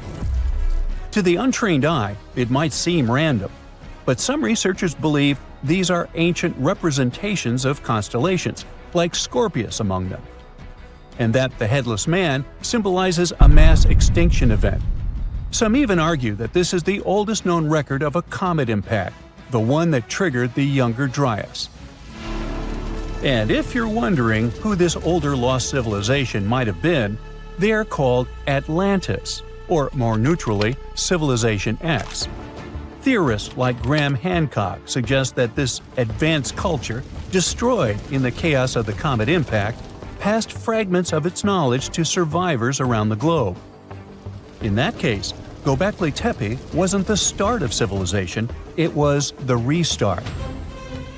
Now, back to the stones. Pillar 43 may look like a celestial calendar at first, but when archaeologists recreated the sky patterns encoded in its carvings, they found a precise snapshot of the sky dating back over 13,000 years. It appears to show a meteor shower, a flood, and humanity's tragic end, aka the Headless Man. A snake rising from the ground might even symbolize tidal waves or destruction coming from below. But the story doesn't end there. Pillar seems to expand on the same disaster, the one they called the Terror of the Sky. You might see animals fleeing, waves, fire raining down. It paints a vivid picture of the meteor shower. But wait! While Pillars 43 and 56 may encode memories of a past catastrophe, Pillar 18 might be a forecast. That stone zooms in on the Aquarius constellation. If this sounds familiar, maybe it's from the phase Age of Aquarius, which is the age we're living in now. Some enthusiasts believe this may be a warning for us, and may be telling us that a similar meteor shower will hit Earth and thus you and me and us. I mean, chills! But hey, that's the kind of mystery that makes Göbekli Tepe so captivating. Today, archaeologists know that Göbekli Tepe was part of a much larger sacred complex, now known as Taş Tepeler, a network of ancient sites across the region, each with its own secrets and structures, but connected by shared patterns and motifs. In 2019, excavations began at this sister site, just 40 miles from Göbekli Tepe, known as Karahan Tepe. And here's the twist. Some researchers believe Karahan Tepe might be even older. Unlike Göbekli Tepe, which appears to have been primarily ceremonial, Karahan Tepe has signs of domestic structures like walls, tools, and perhaps even homes. And that changes everything. Because whether these sites were the work of highly sophisticated hunter-gatherers or survivors carrying the fragments of a lost pre-Ice Age civilization, one thing becomes clear. Our ancestors weren't just surviving. They were planning, tracking, and predicting. They were far more capable, curious, and connected to the universe than we ever gave them credit for. A long, long time ago, a huge meteorite smashed into the Earth with a horrible destructive power. It was several times bigger than the one that wiped out the dinosaurs 65 million years ago. Luckily, there were no lives it could have taken, or else it would have been a real catastrophe. Now, scientists think it did leave behind a huge footprint, the massive Antarctica impact crater that is bigger than the entire state of New York. The location also has a gravitational Wilkes Land anomaly going on. At first, scientists noticed something weird here when they measured Earth's gravity in that region. A strange gravity hole, or a negative gravity anomaly. Later, with better technology, they found something even weirder. There was a positive gravity anomaly inside that gravity hole, a spot with stronger gravity. This kind of structure, called a mascon, short for mass concentration, often shows up in places where giant space rocks or meteorites have slammed into the planet. When a meteor hits hard enough, it punches through the Earth's crust and shakes the mantle below. it can spring back up and leave behind a super dense plug of material, which causes stronger gravity right in the center of the crater. It's something like a frosty donut, with ice filling the gap and a dense center rising up from underneath. In 2018, scientists used advanced scanning techniques to study and map the Wilkes Land meteorite impact in more detail than ever before. They saw that it wasn't a perfect circle, but more of a U-shape, and the northern part looked like something had broken it apart. It possibly happened when Australia split away from Antarctica about 35 million years ago. Some scientists even think you can still see parts of the crater in southern Australia today. This clue also supports the idea that the giant crater under Antarctica formed before the continents broke apart. There have been different ideas about what created this strange formation. Some said it might be a volcano or an eroded valley, or even a sedimentary basin. That is a place where sediments build up over millions of years. But many scientists now believe the most likely explanation is a massive meteor impact. It was possibly one of the biggest to ever hit Earth.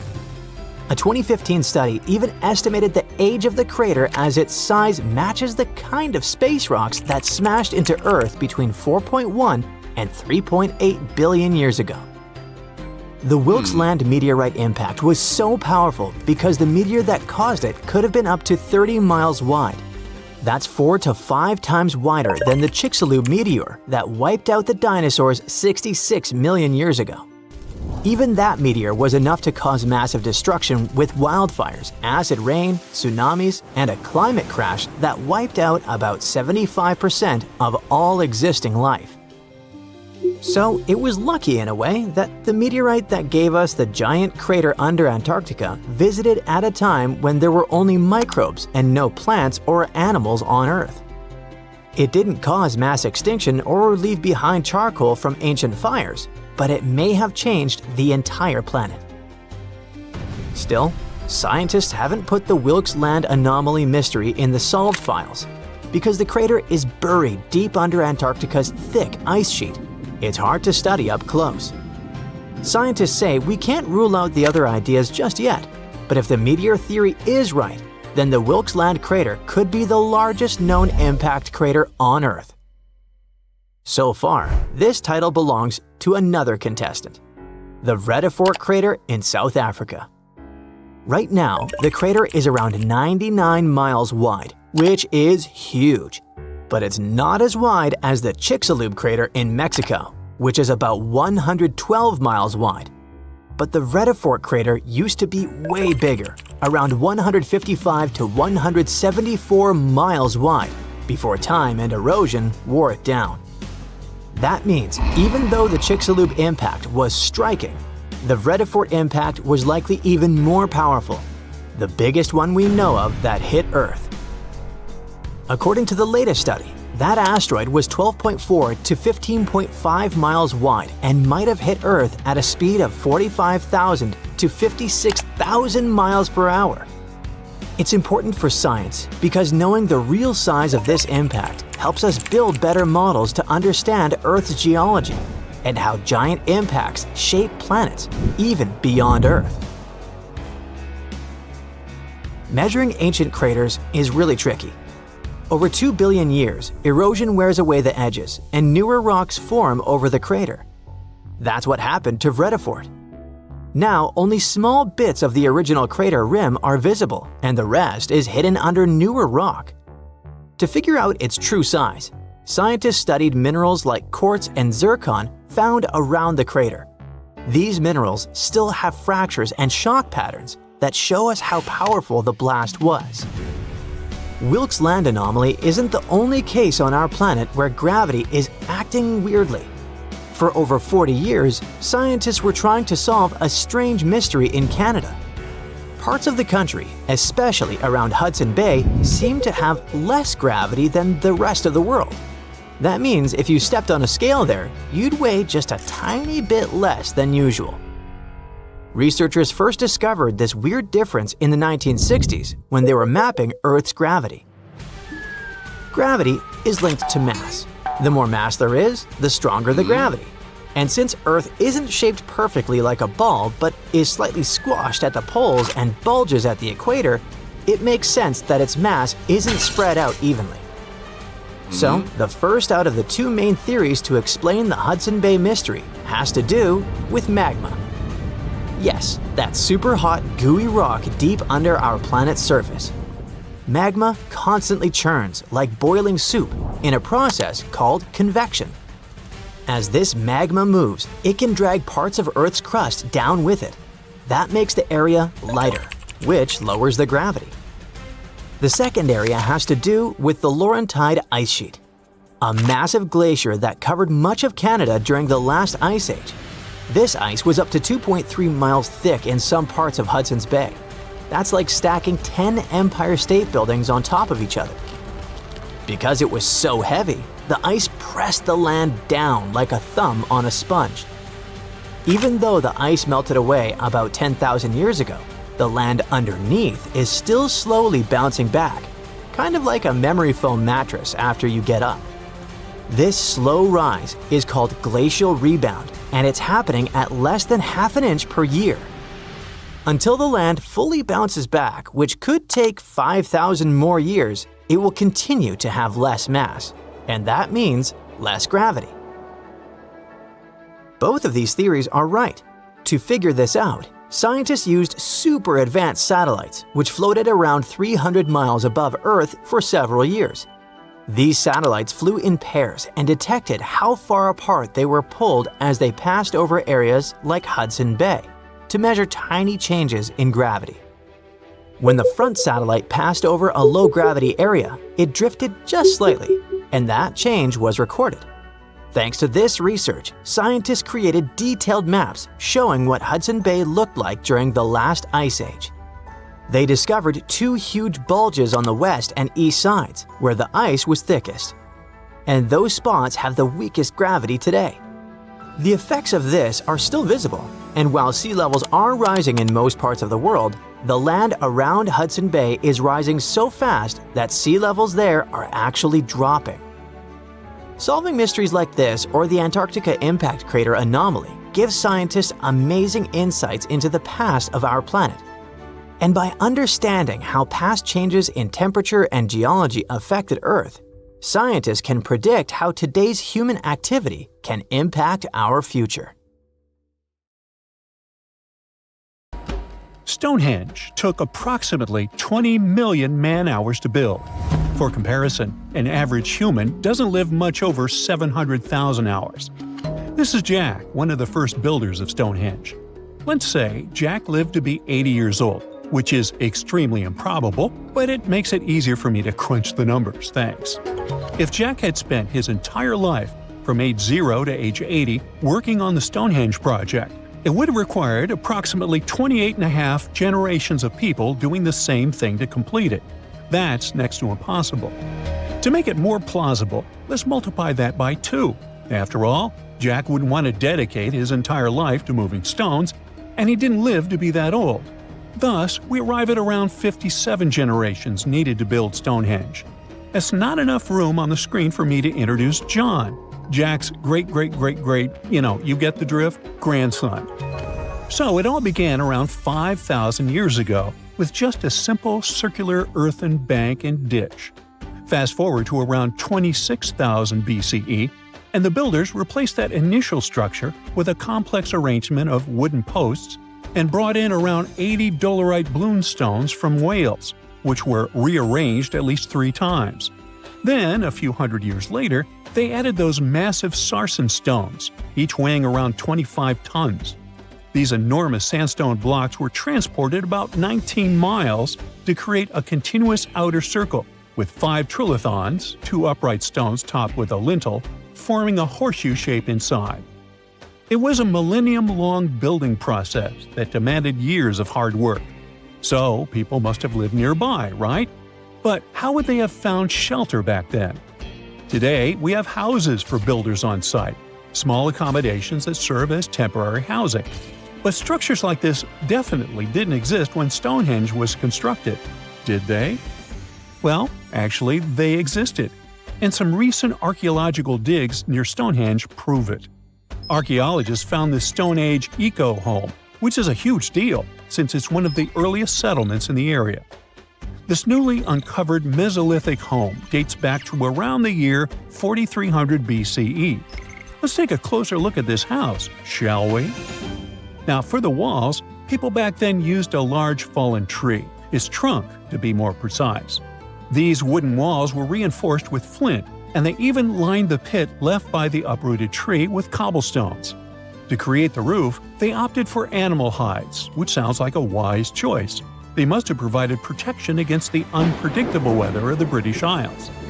Now, you might be wondering, the weather in Britain is indeed unpredictable, and it has been that way since time immemorial. So, how did the builders manage throughout most of the year, particularly during the winter months? Well, the answer is simple. There was a hearth on site, which isn't surprising, but the system they employed was quite ingenious. A hearth inside the house would have posed too great a risk, yet bringing hot stones into the dwelling was perfectly safe. While they were hot, they couldn't ignite the building. So they used these stones from the hearth as a heat storage system to keep warm at night. And as a final touch, they even incorporated various stones for decoration. They didn't exactly get a Pinterest house, but it added a touch of elegance for sure. And if you think this discovery is merely about the houses, think again. It significantly changes our understanding of how people lived during that time. This discovery places them in an important prehistoric setting right at the start of the Neolithic area, sparking some interesting questions about whether these early folks could be related to the people who built Stonehenge. But there's a big worry. Experts are concerned that this significant find, along with other buried archaeological sites, could be at risk if the authorities go ahead with plans to build a tunnel to reroute the A303 away from the World Heritage Site. Sure thing, the house the scientists found wasn't in perfect shape, and it lacked some crucial elements people use for living. Some of them decayed over time, while others were simply absent. So the scientists took 20 tons of chalk, 5,000 hazel rods, and 3 tons of straw, and used all this to recreate the 4,500-year-old design houses. These new buildings are located close to Stonehenge, which is incredible since in this area, planning permission for even a new cowshed is problematic. So, what are these houses like? Well, first off, there are 4 of them, and they're oval-shaped. They're built on the foundation of real houses that stood there about 4,500 years ago, just around the time the Stonehenge Eco House was going up. The houses aren't very big, they're single-room structures. When it comes to dimensions, it was straightforward to estimate since we could gauge the size of the roof and the height of the walls based on the foundations. Each side measures about 16 feet. However, the roof structure remains a bit of a mystery. There were a few differing thatching techniques back then, so pinpointing the exact method used for these dwellings is kind of a guessing game. For now, we think it involves knotted or tied straw carefully secured onto a hazel-woven frame. When fires are lit, the smoke from the hearth wafts up through the thatched roof. Now, remember those 20 tons of chalk?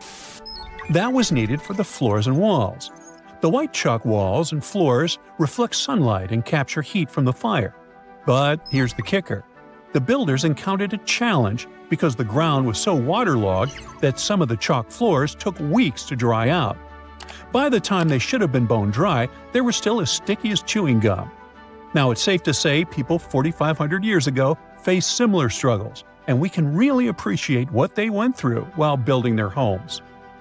The final layer of daub was applied using rags, giving a smooth, almost shiny finish that looks surprisingly classy.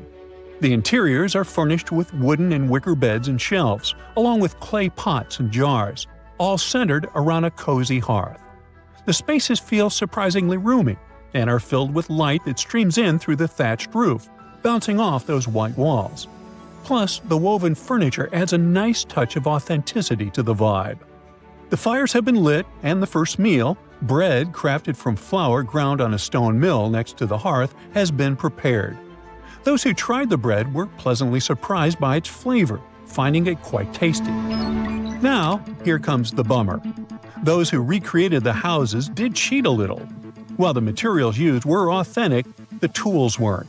They use cement mixers to mix the daub, wheelbarrows to transport the timber, and logs by the hearth were split with steel axes instead of stone ones. Still, the builders aren't professionals, they're volunteers. So I think a bit of cheating is totally cool in this case. There are other volunteers on site who are more than happy to chat about the daily activities of the Stonehenge builders, from grinding grain with a quern to making rope from rushes. But these houses and the Eco House aren't the only remarkable things in the Stonehenge area. Some years ago, archaeologists uncovered a burial site close to Stonehenge that predates the monument itself. This Neolithic long barrow, dating back approximately 56 to 5,700 years, likely contains the remains of some of Britain's earliest inhabitants.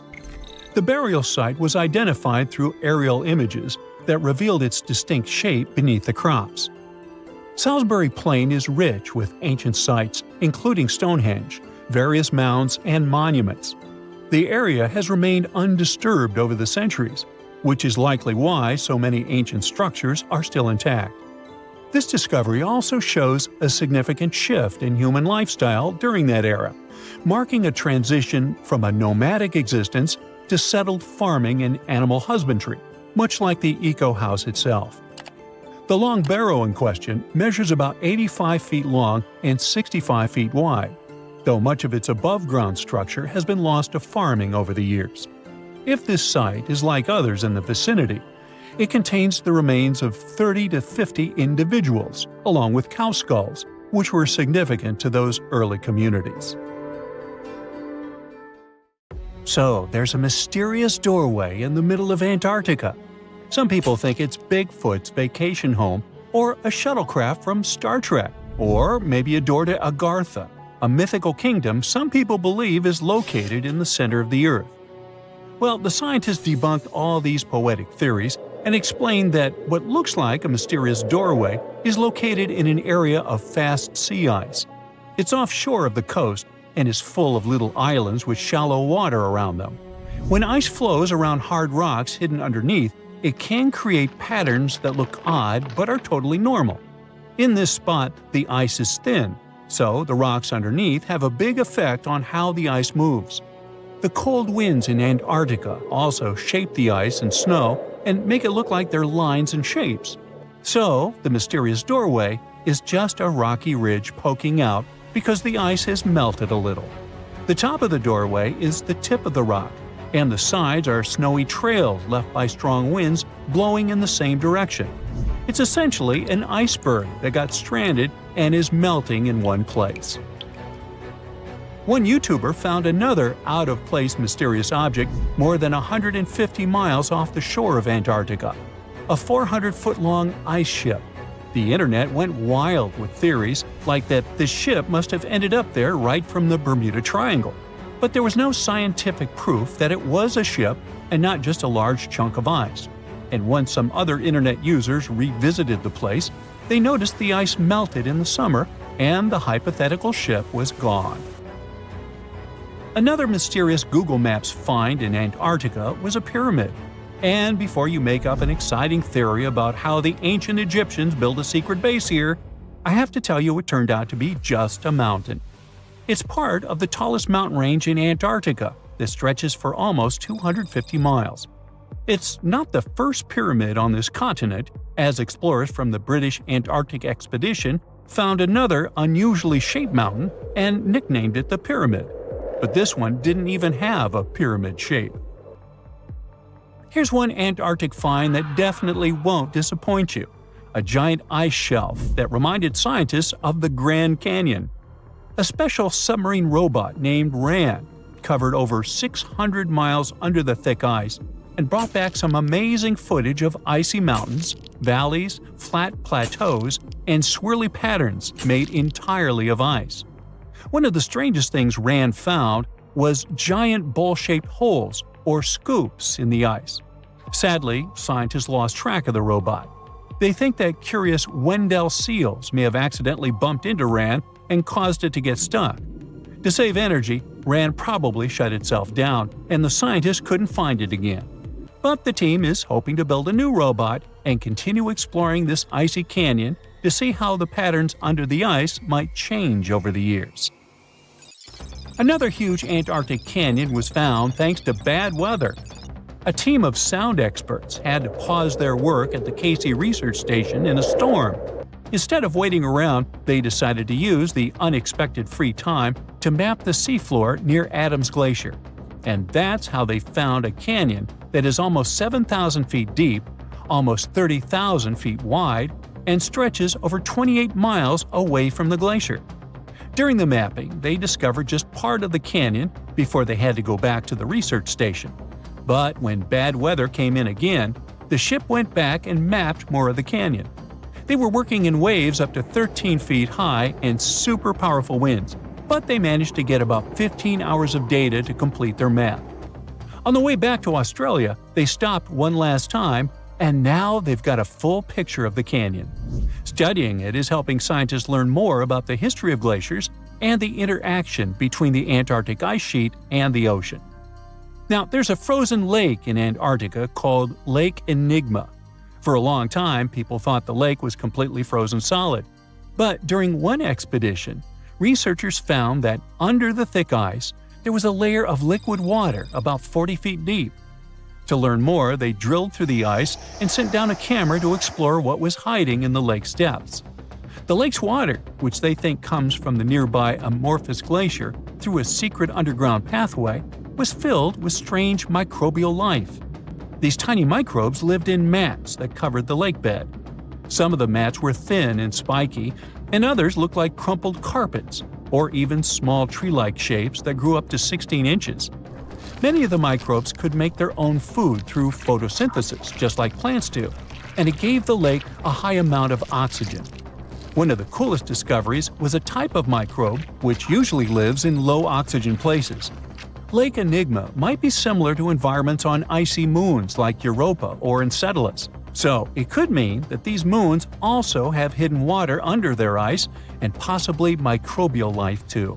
One more mind-boggling discovery from Antarctica is tiny pieces of amber in mudstone, found here for the very first time. It took scientists years of studying incredibly well-preserved fossilized roots, pollen, and spores that they found back in 2017. Amber proves that resin-producing trees once grew in Antarctica, part of a lush rainforest that existed near the South Pole during the mid-Cretaceous period. Back then, disclaimer, I wasn't around then, the trees would have had to survive through months of darkness during the long Antarctic winters. Scientists believe they adapted by going dormant for a long time. The amber pieces the scientists found are tiny, but they are beautiful shades of yellow and orange with bumpy surfaces that show how the resin flowed out of the trees. This resin likely leaked out to protect the trees from insects.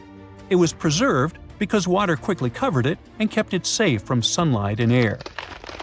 A scientist was browsing through satellite images for brown trails of penguin waste and found 4 new colonies of emperor penguins at the base of the globe.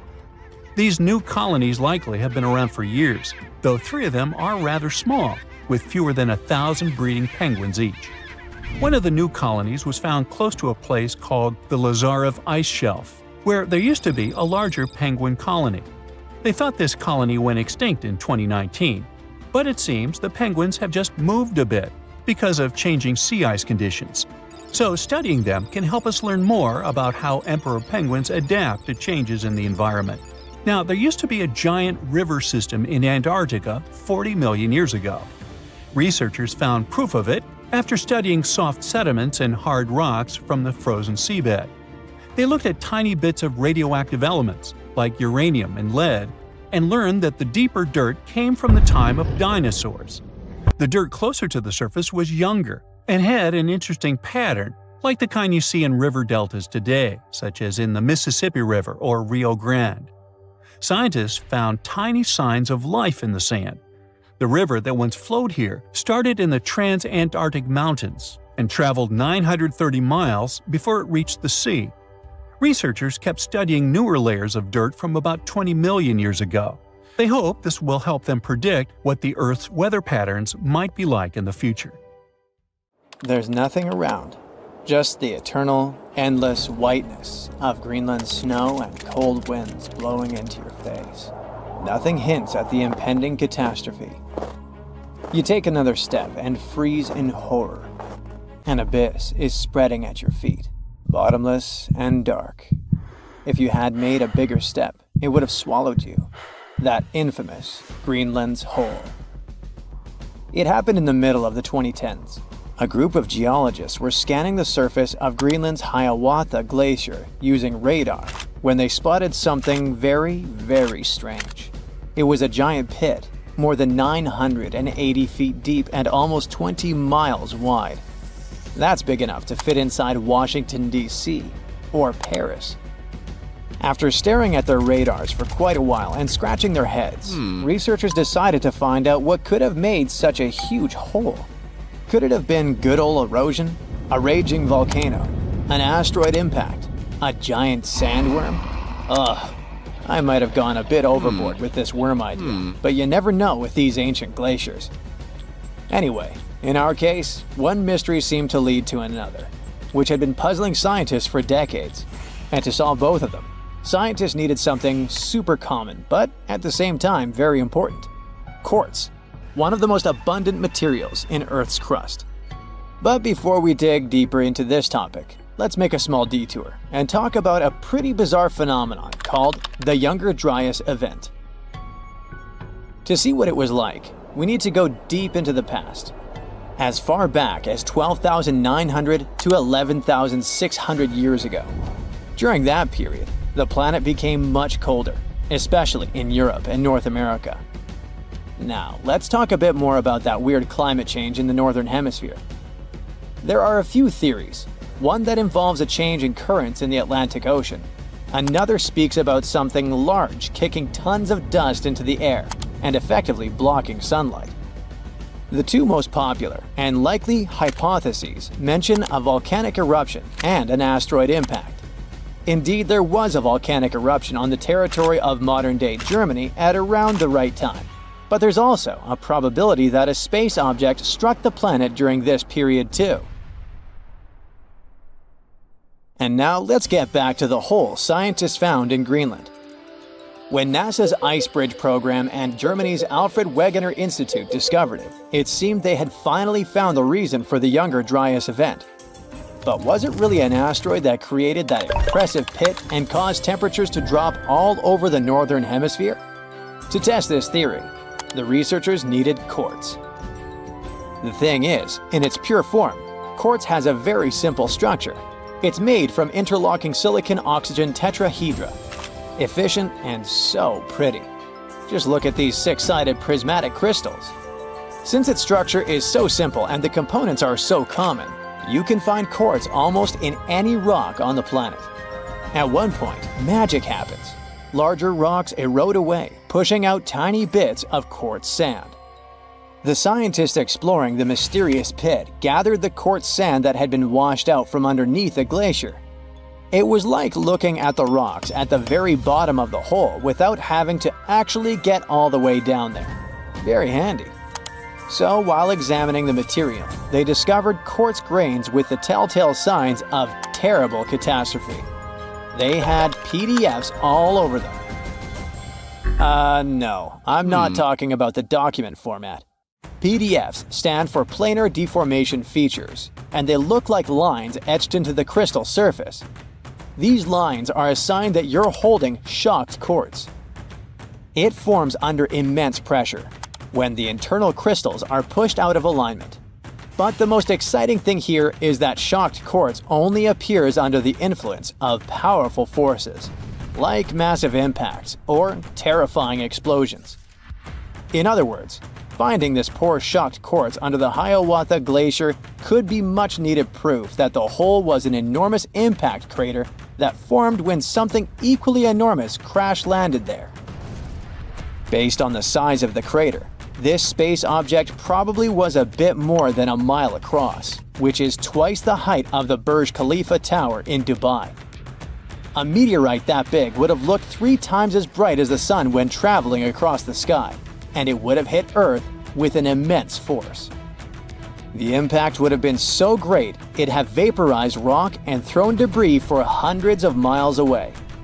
The sky would have filled with dust. It would have dimmed the sun and led to a temperature drop all over the planet. And guess what? The last part about decreasing temperatures got the researchers super excited, because it opened up a possibility that the impact could have been connected to the Younger Dryas event. To prove this idea, scientists decided to use quartz again. They examined it more closely, trying to date the impact. Well, they were in for an even greater shock. The Hiawatha crater turned out to be not 12,000, but 58 million years old. On the other hand, the researchers were disappointed that they hadn't been able to confirm their theory. The crater couldn't explain the Younger Dryas cold snap, but on the other hand, it was still an amazing discovery. Now, get ready for one final twist to this story, and it revolves around quartz again. Other scientists have recently discovered more deposits of shocked quartz all over what is now the eastern USA. It was hiding in sediment layers dating to just before the Younger Dryas. Interestingly, there aren't any craters around those sites whatsoever. But quartz can't lie. It provides evidence of a powerful explosion. It makes scientists think that their impact hypothesis might still be true, but instead of a collision, it could be an airburst. A massive comet could have broken up while entering Earth's atmosphere around 12,000 years ago, and the fragments could have exploded before reaching the ground. It would have caused catastrophic mass burning throughout the North American continent and messed with the climate so much that the Younger Dryas would have been triggered. Well, I guess we need to wait a bit longer for scientists to find some further proof of this hypothesis. But it doesn't mean we don't have any more curious phenomena to explore in Greenland. Take these fascinating holes. They sure are kinda smaller than the monster we were talking about. They're called moulins, and they carry surface meltwater all the way down to the base of the Greenland ice sheet. And they have prepared some surprises for us too. Apparently, they're way larger than we previously thought. That's what a recent study based on observation and first-hand exploration claims. Even more interesting, this high volume might influence the stability of the ginormous ice sheet in question, as well as the speed at which it's sliding towards the sea. Researchers think that increased water depth and pressure inside moulins might lubricate the base of the ice sheet, making it move faster. You know, the way an ice cube slides more easily on a thin film of melted water. Until recently, we knew too little about the real size of moulins and how much water they can hold. But now, we know that moulins can be giant. The team made 2 trips to the Greenland ice sheet in 2018 and 2019. And during each of them, they used ropes and climbing equipment to drop around 330 feet into 2 separate moulins, almost touching the water's surface. Those who did it described the experience as intimidating. Picture this. Your back is over the edge. All you see is bluish ice going down and blurring into blackness. And the only thing you hear is occasional sounds of crashing ice. It must be extremely unnerving.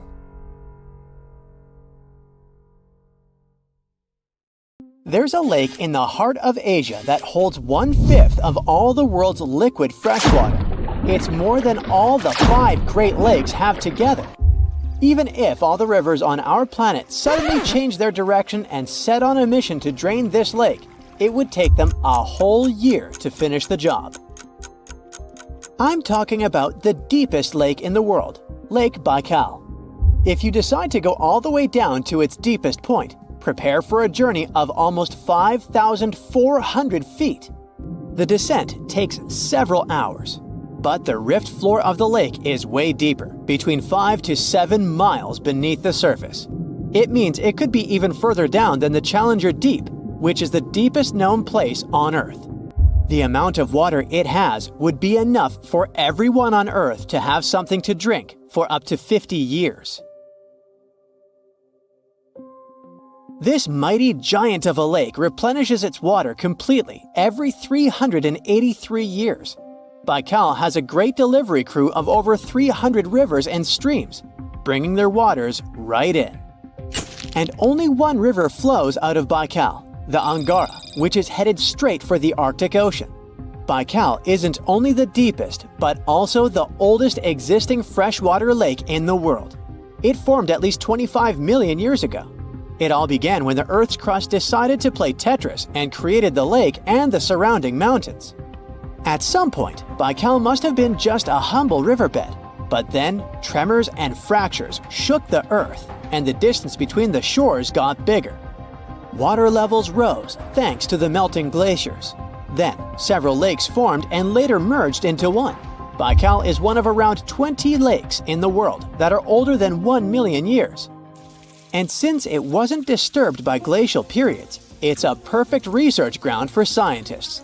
Its deep-drilled core sediments can tell a lot about the climate of our planet in different periods. Since Baikal is in a rift basin with 2,000 seismic tremors per year, the lake is deepening and still growing in size. Its shores drift apart at around the same rate as South America and Africa are moving away from each other, so it has all the potential to become an ocean. Another thing Baikal has in common with the oceans is that it has water rich in oxygen, even at its lowest depths. This is one of the reasons why the fauna of the lake is so incredibly rich. It's home to over 2,500 various animals and 1,000 plant varieties. Around half of them are unique and only exist in this area, like the endemic algae, the Baikal omul fish, and the Baikal oilfish. There are also some bears, elk, and lynx living on its shores. They must appreciate the fact that the temperatures around the lake are always higher than the rest of Siberia, thanks to its huge water mass. Most Baikal dwellers prefer to stick to the bottom of the lake, but there's one brave guy you'll meet if you decide to visit. Meet the Baikal seal, also known as Nerpa. It's the only true freshwater seal in the world. Nerpa's eyes are so cute it nearly landed the part of Puss in Boots in Shrek. Nerpa in Boots sounds good to me. These huge eyes are there to help them follow their favorite pelagic fish underwater. There are other seal kinds that can handle freshwater or use it to breathe, but these cuties spend their entire lives in it. But wait, how did seals, which are supposed to be oceanic creatures, end up in a lake miles and miles away from the sea? About 400,000 years ago, during the Pleistocene era, these adventurous creatures traveled up the river and drainage systems that connected Lake Baikal to the Arctic Ocean. The ringed seal that still lives in the Arctic is believed to be the Baikal seal's closest ancestor. Today, Baikal seals are confined to their freshwater home because of the changes in waterways. And they seem to be pretty happy with their home as they can choose from a huge variety of food to eat. The seals mostly hang out in the north and central areas of the lake, but move south in the winter. The lake gets covered with ice, which they use as a chill-out zone, just like their oceanic cousins use rocks or the beach. Since at least 1969, Lake Baikal has had some mysterious ice rings pop up randomly here and there. At some point, they got so big that the astronauts even spotted them from space. The rings usually appear in late April, but can be there in January or May. Scientists couldn't crack the code on how these rings form for a while. They had all sorts of theories, and the most popular involved methane gas bubbles from the lake's depths. But then, scientists noticed that some of the rings were in shallower waters, where gas emissions don't happen. So, an international team of scientists decided to solve the mystery. They traveled to Lake Baikal, drilled holes in the ice, and dropped sensors into the water.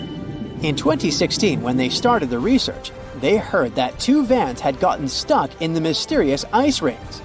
Once they had analyzed the data from the sensors, it turned out that the secret behind the rings was warm eddies flowing clockwise under its ice cover. The currents were less intense in the center of the eddies, so the ice above them was thicker at the edges. The waters of the lake are so clear that you can see some extremely deep parts up to over 130 feet down. This is thanks to the surrounding mountains that send off melting ice right in. plankton that live in the lake also helps clean the floating debris.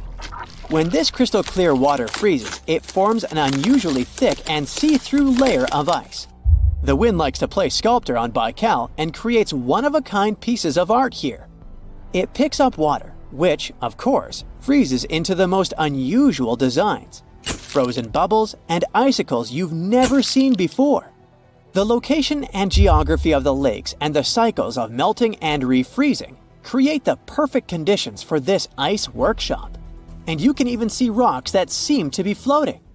The bottom of the rock freezes to the surface of the ice. Then, the strong winds wear away the surroundings, leaving a perfect pedestal for the rock. If you think the floating rocks look eerie, how about Baikal's version of the Loch Ness Monster? The local Buryat people have a legend about the water dragon master that lives in the lake. A dragon is believed to be the most powerful creature living on Earth in Asian mythology. They believe there are 4 dragons living in the 4 seas, each responsible for one of the cardinal directions. Baikal is the North Sea in this story. The image of this dragon is supposedly etched in ancient petroglyphs on the cliffs of Baikal. There's also a hefty stone slab that looks like a monument dated back to somewhere between the 3rd and the 9th century BCE, depicting a mysterious water monster. Imagine the stories this stone could tell, echoing the whispers of a bygone era and leaving us to unravel the enigma of the Baikal cliffs. The legend says that a local warrior was chasing the dragon. He finally reached the largest Baikal island of Alkan. He was ready to face and defeat the dragon, but the beast turned into a beautiful girl, and they got married. That's one unusual twist to a classic defeat the dragon and take the girl story. So, local legends describe that dragon as a giant sturgeon with an almost gator-like snout and armored body. In reality, the mythical monster must be one of the many huge fish living in the lake. They can afford to grow to several feet in length thanks to the high levels of oxygen in the water. Beluga sturgeon can weigh several thousands of pounds, lives up to 50 or 60 years, and never stops growing. Beneath the sands of Luxor, scientists found something that was perhaps never meant to be found. Over 1,000 decorated stone blocks that belonged to the ruined temple of a woman pharaoh. It got us thinking, why was this temple so brutally destroyed, and who was this woman? Her name is Hatshepsut, and she is now considered one of Egypt's greatest pharaohs, but for a long time, history almost forgot her. She ruled during the 18th dynasty, from around 1479 to 1458 BCE. She's remembered for her ambitious building projects, successful military campaigns, and flourishing trade expeditions. It turns out she was one out of 4 women to take the title of pharaoh in Egyptian history. The next woman would have to wait for 1,500 years to reign, and that woman we know as Cleopatra. The story of how Hatshepsut got to be a pharaoh is the most colorful part of this tale. As far as most dynastic rules go, it's usually men that are first in line for royal thrones. In Egypt, that was the same. That's why, when Pharaoh Thutmose I had a daughter as his firstborn, that was a big no-no as far as his succession line went. A few years later, Pharaoh Thutmose I passes away. The crown passed to Thutmose II, who ruled briefly, only to leave the throne to his infant son, Thutmose III. In this scenario, Hatshepsut was this pharaoh's stepmother.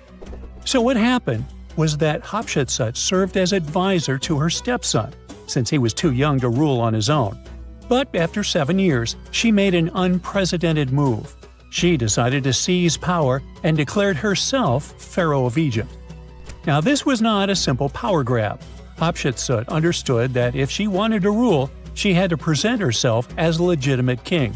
In a bold move, she adopted the full royal regalia, including the false beard, traditionally worn by male pharaohs. She was often depicted in statues and hieroglyphs as a man, wearing the pharaoh's kilt and headdress. But this wasn't about disguising herself. Experts believe she never tried to hide her identity. Inscriptions on her statues often included feminine titles, like Daughter of Re or grammatical structures that combined male and female terms, such as His Majesty herself. This showed that while she adopted traditional symbols of kings, she still acknowledged her true gender. But she needed to go even further. To legitimize her rule, she crafted an elaborate origin story. She claimed that the deity Amun himself had visited her mother in the form of her father, Thutmose I, and that she was his divine daughter. Now, this was no small claim, since pharaohs were seen as deities on earth. By aligning herself with Amun, she strengthened her right to the throne. In temple carvings, she depicted this divine birth with Amun, presenting her as his rightful heir. These narratives weren't just mythology, they were tools, ensuring her position remained unchallenged. Hatshepsut also took a new name, Ma'at Kari, which translates roughly to "truth is the soul of the sun god." The word Ma'at was central to Egyptian beliefs. It represented order, justice, and divine balance. Pharaohs were expected to uphold Ma'at to ensure Egypt's stability. By calling herself Ma'at Kari, Hatshepsut was likely reinforcing that she was a legitimate and rightful ruler. Her reign was truly great. She led Egypt into an era of peace and prosperity, launching massive building projects and restoring temples across the kingdom. Her most famous achievement was the construction of her temple at Deir el-Bahari, a pretty impressive architectural masterpiece carved into the cliffs of Luxor. Hatshepsut initiated one of the most ambitious construction projects in ancient Egyptian history, commissioning monuments, temples, and obelisks to immortalize her reign. It's argued that she continued with the construction of the Avenue of the Sphinxes, a grand road lined with statues leading to the Karnak Temple. For many, her shining architectural achievement was the towering obelisk she had carved from single pieces of granite. One of these, weighing over 320 tons, still stands today. Now, beyond building, she expanded Egypt's influence through trade. She sent an expedition to the mysterious land of Punt, believed to be modern-day Somalia or Eritrea, bringing back riches like gold, ivory, and exotic animals. Her fleet of ships sailing the Red Sea marked the first recorded trade mission of its kind, establishing economic ties that would benefit Egypt for generations. Yet, for all of her success, something strange happened after Hatshepsut passed away. Her successor, aka her stepson Thutmose III, who had been overshadowed by her rule, took a drastic step. He ordered her name to be erased from history. Her statues were defaced, her inscriptions chiseled away, and her achievements credited to other rulers. It was as if she had never existed. Some believe Thutmose III wanted to reclaim his rightful place as pharaoh, while others suggest that later rulers, uncomfortable with the idea of a female pharaoh, sought to restore traditional male dominance. The story gets even more tragic. The power struggle between stepmother and stepson continues, since, even after her passing away, Thutmose III built his own temple right next to Hatshepsut's at the Valley of the Kings. But he built his temple with one deliberate modification. His monument was built 11 feet higher than hers. Mind you that this was no accident, it was a symbolic statement. He wanted to overshadow her legacy. But history had other plans. Hatshepsut's legacy started to be rediscovered in the 19th century, and it was only through careful archaeological investigation that her reign was properly recognized. Today, Hatshepsut is remembered as one of Egypt's greatest pharaohs.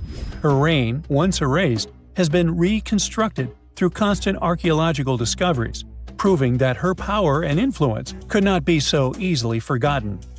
Her resting place had been hidden in plain sight, her body removed from its original chamber in an effort to erase her from history. This final piece of evidence cemented her legacy, proving that even attempts to erase a pharaoh could not really do it. Hatshepsut's grand temple, Djeser-Djeseru, was a stunning architectural feat, designed to immortalize her reign and solidify her divine connection to Amun. But after her death, her successor, Thutmose III, launched that calculated effort to erase her legacy, and parts of her temple were dismantled. Historians still debate why. Was it a dynastic power move, an attempt to restore traditional male rule, or a bid to strengthen Thutmose III's claim to the throne? Maybe he was just a jerk. Whatever the reason, the destruction wasn't immediate. It happened decades after her death, suggesting it might not have been a personal revenge but a broader political strategy. Yet, despite these efforts, her temple endures, and so does her story, a defiant echo of Egypt's first great female pharaoh. Let's travel through space and time to another place. Dashur, Egypt, is known to be home to several resting places of people from ancient Egypt. In the year 2017, scientists uncovered a long-lost pyramid. They quickly called the Ministry of Tourism and Antiquities because they suspected it was going to be a big deal. Unlike most pyramids that were found in the area, this one was completely sealed. Lifting the capstone was a delicate process. When they finally managed to open the pyramid, they expected to find an undisturbed chamber. Instead, it was chaos. The place had been looted, and the personal items of the person that had passed away were scattered all over. But in the middle of the wreckage, they found a chest. Using the latest scanning technology, they managed to read the damaged hieroglyphs on its surface. What they found was unbelievable. The name inscribed there was as clear as day: Princess Hatshepsut. Ooh. The discovery made in 2017 also opened up a lot of questions. After further analysis, scientists discovered the remains belonged to another Hatshepsut. It belonged to a princess that lived during Egypt's 13th dynasty. The fact that a resting place had been looted before it was sealed made scientists wonder, were these ancient people trying to hide something about this public figure? And why is there almost no record about her in ancient Egyptian history? Ooh, stay tuned. There you are, trekking across a desert on foot. It's hot, you're terribly thirsty, and now you gotta walk around this stupid wall. Wait, a wall in the middle of a sandy, lifeless nowhere? Exactly, a wall in the northern Saudi desert. Archaeologists have just made a super exciting discovery, and what they found was not just a single wall. No, it was a whole ancient walled city that might date back to 2400 BCE. They think this place was home to around 500 people and could have been used for 1,000 years. This discovery is groundbreaking. It means that the area could have been way more advanced than anyone expected. This city was well organized, with different zones for living, towers and strong walls for protection, and different sections for all kinds of daily life.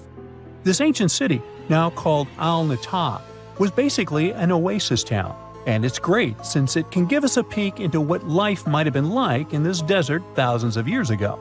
Apparently, they had clearly separated areas, like residential sections, a cemetery, farmland, and even a town center. This oasis city, found in the Khaybar area, is the first big organized settlement from the 2nd or 3rd millennium BCE that researchers have uncovered in northwestern Arabia. The first survey showed that this town, which covered about 6 acres, had several districts, including the residential area, the cemetery, and the legal one, with courts. The houses were set up in neat rows, all connected by small roads. Those streets kept the residential area separate from the rest of the town. Back then, most people in this region were nomadic herders, always moving around. But archaeologists have been sure that during the Bronze Age, Northwest Arabia had small walled towns and oasis centers scattered across it. These connected oasis towns were unique, offering secure places for people to live, store goods, and trade. They started showing the beginnings of urban planning, which hints that people of that time were already starting to settle down and organize communities more seriously. The research team estimated that there were about 50 homes in Al-Natab, but that number could go up to 70 as they keep digging. They think that a few hundred people lived there, and probably one of the coolest things is that some houses went up to 3 stories tall. Built on a slope near a couple of major trade routes, this city was set up in a prime spot. Now, one of the most impressive things about this place is its water supply. The oasis had springs and aquifers, which are underground water sources, and such conditions were perfect for farming. Those water sources meant residents could grow their own food, making the town self-sufficient. The outer walls probably helped control who could enter the town and get access to its resources. This settled way of life was an impressive shift from nomadic living to a more agro-pastoral lifestyle, which means a mix of farming and herding animals. Another find that supports this theory is a bunch of tools like grinding stones, mortars, and pestles discovered inside the town. People there must have ground grains and prepared food. They had a diet of cereals, meat, and milk from animals they raised themselves. These astonishing findings show that the inhabitants of the town could easily feed themselves and were surprisingly advanced for that time. Thanks to better access to Saudi Arabia in the past couple of decades, archaeologists now have a much clearer picture of what life there was like thousands of years ago. The most exciting thing is that Al-Nata might have been part of a whole network of similar fortified oasis towns spread across the region, and all of these connected sites could show us how trade routes and small settlements worked together at that time in that arid area. Now, at the same time, this recent discovery isn't the only one that has the scientific world buzzing with excitement. How about we visit Egypt and see for ourselves? After all, archaeologists have just found a stash of ancient Egyptian and Greek treasure underwater. They were exploring the lost city of Thonis Heraklion off the coast of Egypt, which sank more than 1,000 years ago. This city was legendary, and nobody even knew where it was until it was rediscovered in 2000. Now they're uncovering more and more, and on this dive, they found a pile of gold and silver treasures. Those were probably used in rituals to bless Egyptian pharaohs when they took the throne. The researchers even found an ancient Greek temple dedicated to Aphrodite and some super-old Greek weapons. Frank Gaudio, the lead archaeologist, said it was astonishing that those delicate objects had survived the disaster that brought the city down. Back in its prime, Thonis Heraklion was one of the biggest port cities in the Mediterranean. It was a huge center of social life and was the main entry point for ships from Greece coming into Egypt. But tragically, due to rising waters, earthquakes, and a catastrophic tidal wave, the soil underneath the city literally turned into mush, and then the entire city sank into the Mediterranean. It was forgotten until Gaudio's team found it in 2000. Since then, they've been uncovering new parts of the city and piecing together its history little by little. If a lost underwater city doesn't seem impressive enough, we can travel to the Amazon. The discovery made there is truly mind-boggling. For centuries, people have talked about lost cities deep in the Amazon, like El Dorado, that mythical city of gold that lured Spanish explorers into the jungle. A lot of them never came back. Then, in the 1900s, a British explorer named Percy Fawcett went searching for what he called the lost city of Z, and he too disappeared. But now, finally, scientists have actually found proof that those lost cities in the Amazon were real all along. A team of scientists use a tech called LiDAR, which basically allows you to see through thick jungle from above by bouncing light beams off the ground. They flew over the jungle in Bolivia in a helicopter about 650 feet up and mapped out those hidden ancient cities. What they found were ruins of a huge urban settlement built by the Kasarabi people who lived there from 500 to 1400 CE. And it wasn't just a couple of buildings here and there.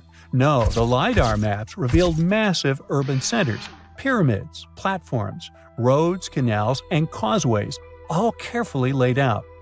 Turns out the Amazon wasn't just an untouched jungle. It was once home to big, complex cities. A scientist from the German Archaeological Institute explained that Europeans had long ignored the possibility of ancient Amazonian cities, but the LiDAR maps showed they were wrong. The new maps have revealed 26 sites, including 11 that no one even knew existed. Researchers have discovered two main city sites, Landivar and Kotoka. They had massive moat causeways stretching out like spokes on a wheel, linking the main cities with smaller surrounding settlements. Some of the canals even connected the cities to rivers and a big lake, which allowed water to flow through the area. Over the years, scientists found scattered ruins all over this region, but the thick jungle made it nearly impossible to connect the dots and see if or how they were related. With LiDAR, the whole layout came to life, showing that those sites were part of a much larger organized urban system. It's now also clear that the sites had a greater meaning, since everything is lined up in a way that could be symbolic of the spiritual beliefs of the inhabitants. The Kasarabi culture isn't as famous as the Maya, but they had a thriving society in an area that faced huge challenges, like yearly flooding. And although the nearby Andes had their own monumental sites, the Kasarabi were doing something absolutely unique. They even had reservoirs to store water, which suggests they might have been dealing with occasional droughts, which is pretty unusual for the Amazon. Actually, those terrible droughts could be why the Kasarabi eventually left their cities around 1400 CE. About 14,000 years ago, some super skilled builders from another planet landed on Earth. Their mission was to help build a massive stone complex with perfectly interlocking blocks. They used some advanced technology, centuries ahead of their time, and once the job was done, they disappeared without a trace. This is not a sci-fi plot, but one of the theories trying to explain the mystery of Puma Punku. Scientists don't officially accept it, but they still don't know for sure how, when, and who built this impressive construction. Puma Punku is part of the ancient city of Tiwanaku, near Lake Titicaca in Bolivia. Tiwanaku is an important place in Inca traditions. They believed it to be the place where the world was created. Historians believe Puma Punku was built around 536 AD. The first Europeans discovered it in the middle of the 16th century. At the heart of Puma Punku, there is a huge, terraced platform filled with massive stone blocks, some as big as a school bus. The largest one weighs a jaw-dropping 131 tons. That's heavier than 20 elephants. Even the smaller rocks are as big as a couch. Archaeologists believe there were at least 5 big gateways, as well as several smaller ones that may have been part of a grand monument. The site is built using 2 types of stone, red sandstone and andesite, which is one of the hardest rocks on Earth. The 8-shaped blocks of the construction fit together like puzzle pieces. They all look the same, as if they were mass-produced in a factory. But that should have been impossible for an ancient civilization. Even the smaller rocks are as big as a couch. These blocks were carved with precise holes and grooves to fit together. Builders made perfectly straight lines, cut identical angles, created smooth surfaces, and drilled holes. Some scientists believe they may have used advanced techniques, but there's no record of the tools they used. It took another 1,000 years before other civilizations could match this level of precision.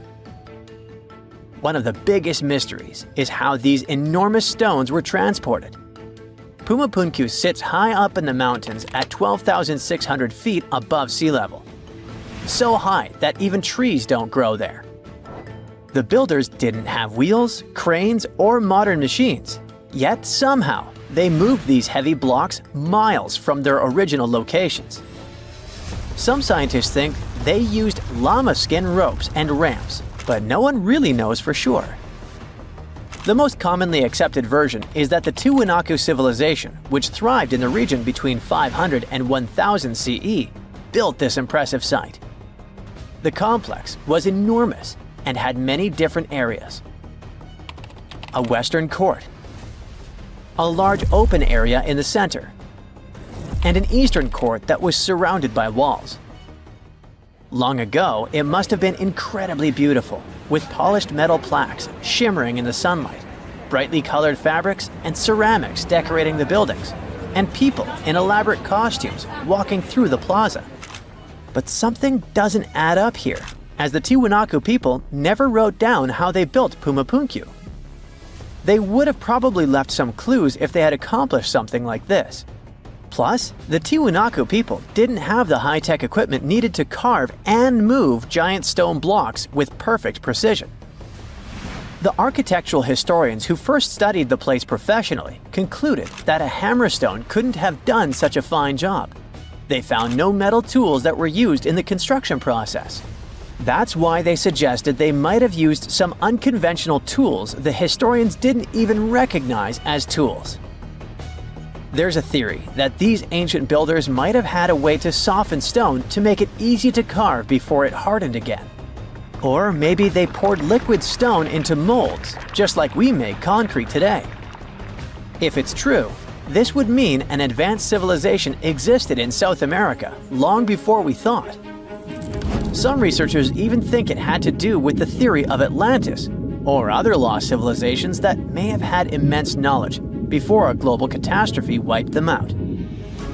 Local legends say that powerful deities used incredible powers to lift and shape the massive stone blocks. And some people believe Pumapunku was so advanced that the builders must have had help from visitors from outer space. The perfect cuts and massive stones look like something from modern construction. The supporters of this theory also say that some carvings at Tiwanaku show figures wearing helmet-like shapes, so they could be left by space travelers. Scientists from the University of California, Los Angeles, decided to officially debunk this theory. They created a digital model of Pumapunku using super precise measurements from historical records. Then, they used a 3D printer to make a miniature version of the site at 4% of its original size. Once the pieces were printed, the team sorted them by size, shape, and design, like a giant puzzle. They noticed that some blocks had special grooves for holding metal clamps, and others had ornamental carvings. When they finished their model, they realized one of the buildings had a very familiar design. It looked just like structures from two nearby sites. This was solid proof that Pumapunku was built by humans, not visitors from outer space. Over the centuries, people stole stones from Pumapunku and moved them around. This made things even more confusing for archaeologists. UCLA team created a digital archive, so researchers all over the world can now study the site without traveling to Bolivia. So maybe we'll hear about the new twists in this mystery soon. Another construction from the past that still impresses us with extreme precision is the Serapeum of Saqqara, a burial place built around 3,000 to 3,500 years ago. A French scientist accidentally discovered it in 1850. Inside the Serapeum, he found a long underground hallway. On both sides of the hallway, there were giant stone rooms, and inside those rooms, there were huge granite sarcophagi. These sarcophagi were not built for people, but for the sacred Apis bulls. These bulls were treated like royalty, as the people believed they were chosen by deities.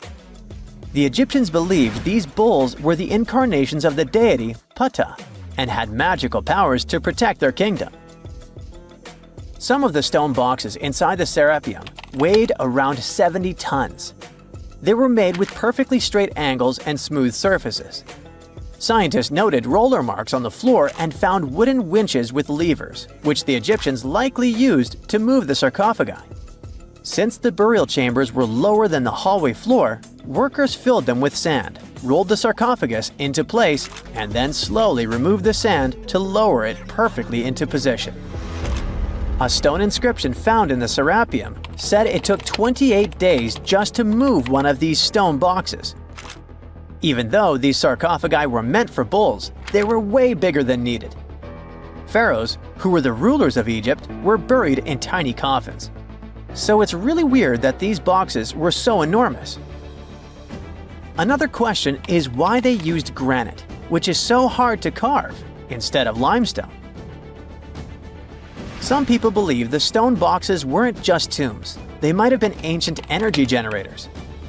The Egyptians knew about fermentation. If someone placed food or meat inside a perfectly sealed granite box and let fermentation happen, pressure would build up inside. Granite contains quartz, a special crystal that creates electricity when squeezed. As pressure increased, the box's lid could pop open, releasing gas. Ancient drawings found in the Serapeum show stones stacked on top of the boxes, which might have been used to make the lids even heavier and help produce more electricity. Thousands of years later, when explorers opened these boxes, they only found bull bones, maybe because all the organic material had disappeared over time. Scientists still aren't sure if the massive stone boxes were actually ancient energy systems, so the mystery lives on. This just in, the world's oldest pyramid was built during the last ice age. And I'm not even talking about Egypt. I'm saying our ancestors might have spewed a 27,000-year-old pyramid in West Java. Gunung Padang is not exactly shouting pyramid. It's more of a mound with huge scattered stones tossed all over it. But local people seem to revere it, and they have for centuries. It wasn't until recently that the Indonesian authorities decided to excavate a bit deeper to see what all the fuss was about. They ended up finding the remains of a human settlement. It was rather unexpected, since the mound is pretty high up. This excavation could only prove there were humans in the area as far back as 45 BCE, which sounds reasonable. It was up to an Indonesian geologist named Donny Hillman to prove that Gunung Padang is the world's first pyramid. He used all sorts of new technology to support his claim. Our guy used carbon dating, which digs deep into the earth and takes whole chunks of soil. He found layers and layers of constructions, like he was digging up Rome and finding ancient buildings buried in the ground. His research proved that there had been caverns and even rooms down there, which could only mean one thing: humans. As for the rocks located up in the mound, they were most likely strategically placed by the people who lived there back in the day. They needed a place to meditate, so they arranged things in a harmonious way. Their smooth surfaces wouldn't be the result of years of erosion, but the works of great sculptures, the Michelangelos of their day, let's say. If this is all for real, then human civilizations began way before we think they did. Our ancestors, the Paleolithic humans, didn't have what it took to be considered a civilization, especially not the tools and knowledge to build pyramids. They needed a lot of masonry skills, which weren't all that available during the last ice age. His peers don't share this view, though. They could believe Hillman's theory if he had found evidence such as charcoal and bone fragments, but he didn't. Flint Dibble, another archaeologist, says that without concrete evidence of human activity, there's no proof of an actual pyramid. In this case, all the data proves is that the soil in the mound dates back to 27,000 years ago. He thinks the rocks on top of the mound just slipped down the hill like rocks normally do. Only a complex society would have managed to build a stepped pyramid like they claim it was. But according to Bill Farley, an American archaeologist, there's just no reason to believe there were any settlements in Indonesia during the last ice age. Now, just so you know, the oldest known ancient society with this kind of knowledge is probably 11,000 years old and used to occupy the region of modern-day Turkey. Take a look, Turkey's Göbekli Tepe. It's also not a pyramid, but it's the oldest monolithic construction made by humans. Back in the Neolithic period, a lot of people settled there, and there are proofs for it. For example, the walls there are covered in ancient drawings of clothing and wild animals. Until recently, the title of the world's oldest pyramid went to a three-sided construction known as the Djoser Pyramid in Egypt. Djoser is located just a few miles south of the Giza complex in a town called Saqqara. It made its way to popular culture more than once. In the 18th century, it became a common feature in European paintings. Young men from the cultural elite did a grand tour around the world, and Saqqara was at the top of their list. It was also featured in the video game Assassin's Creed, with a digital representation way more accurate than many historical drawings of the thing. That was kind of a big deal in ancient Egypt, to build pyramids for kings to spend their afterlives. And if you thought the Khufu pyramid was the oldest one in the world, well, Djoser was built 70 years ahead of that time. The development of new technology has allowed archaeologists to make groundbreaking discoveries, and a new, or should I say ancient pyramid in South America might win the title in dispute. It turns out that pyramids were also pretty fashionable in the Americas in the old days. Among them are the iconic pyramids of Guatemala's Tikal Temple Complex, the same ones that appeared in Star Wars No. 4. But to find the oldest pyramid in the Americas, one would have to travel to Peru. Deep in the Peruvian desert, archaeologists stumbled upon a sprawling ancient metropolis known as Caral. At first, researchers believed that the settlement was pretty recent, since the site was way too complex for ancient technology to handle it. As we said, Caral is a desert town, like Las Vegas, but without all the hoopla. This means no easy access to water. And for cities like these to thrive, they need a considerable irrigation system, which leads us back to complex technologies. The Peruvians surprised us all with this new discovery. This site was huge, filled with an amphitheater, houses, and religious buildings. The whole thing probably sprawled through 370 acres. And when scientists went to test their initial hypothesis using radiocarbon dating, they found that the city probably sprung around 2027 BCE. On the site, archaeologists found 6 pyramids that could possibly predate the one in Saqqara. As far as they know, both civilizations coexisted in the same time period, in opposite parts of the world. But since researchers can't pinpoint the exact age of Corral's pyramids, it's pretty hard to guess which civilization completed their pyramid first. If only we had a crystal ball. Now, it just so happens that the shape of a pyramid is something that nature is able to produce all on its own, leaving us modern-day humans a bit confused. A classic example is the Japanese side of Yaonagani, which also goes by the name of Japan's Atlantis. The entire monument is about the size of 5 football fields and the height of a 5-story building. Explorers and scientists believe that Yaonagani dates back to 10,000 years ago. For Japan's top marine geologist, Professor Masaki Kimura, Yaonagani is the heritage of a lost civilization. Kimura has dived into exploring the ruins over 100 times over the past 10 years. To him, there are clear signs of human activity down there. Check out this triangular-shaped pool on the monument's surface.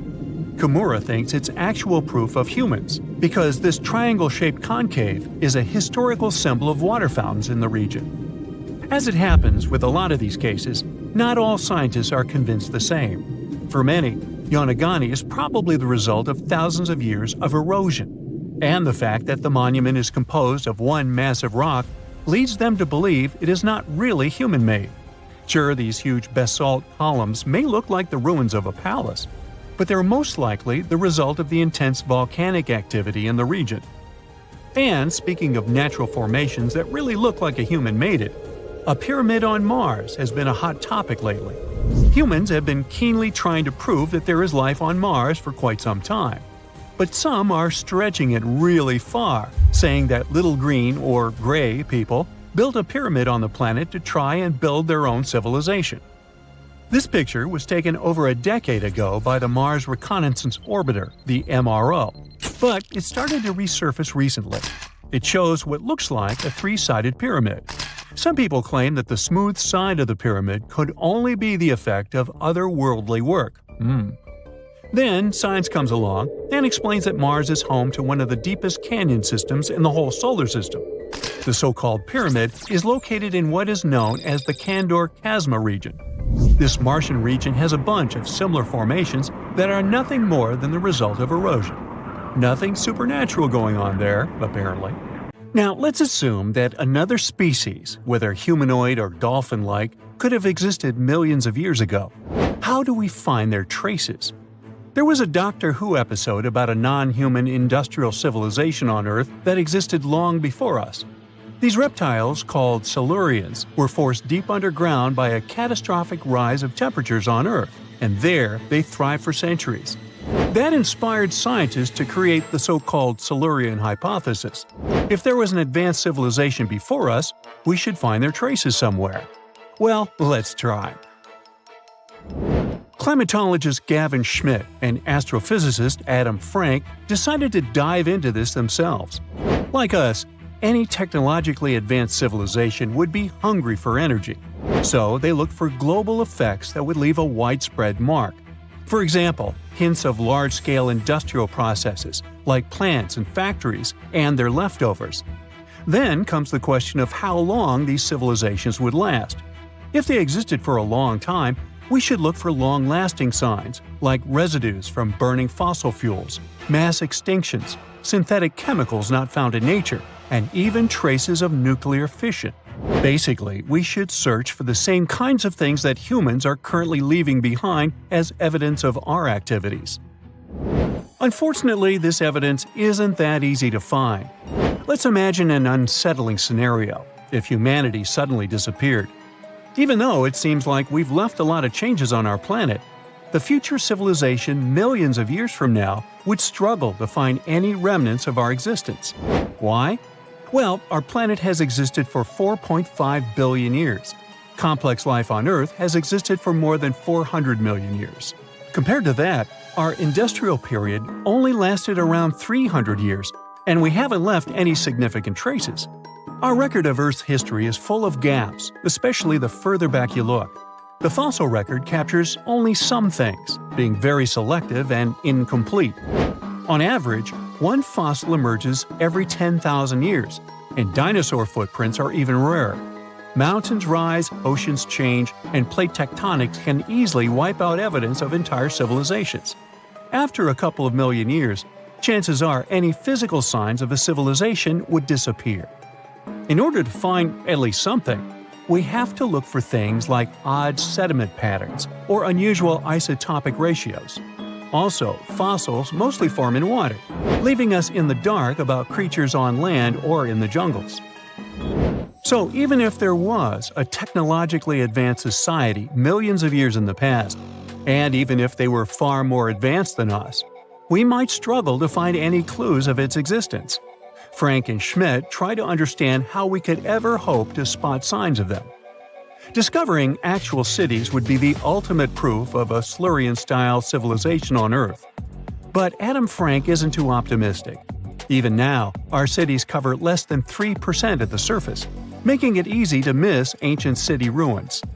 Whether a city survives over tens of millions of years depends on whether the land around it is sinking, getting locked into a rock, or rising, getting worn away by rain and wind.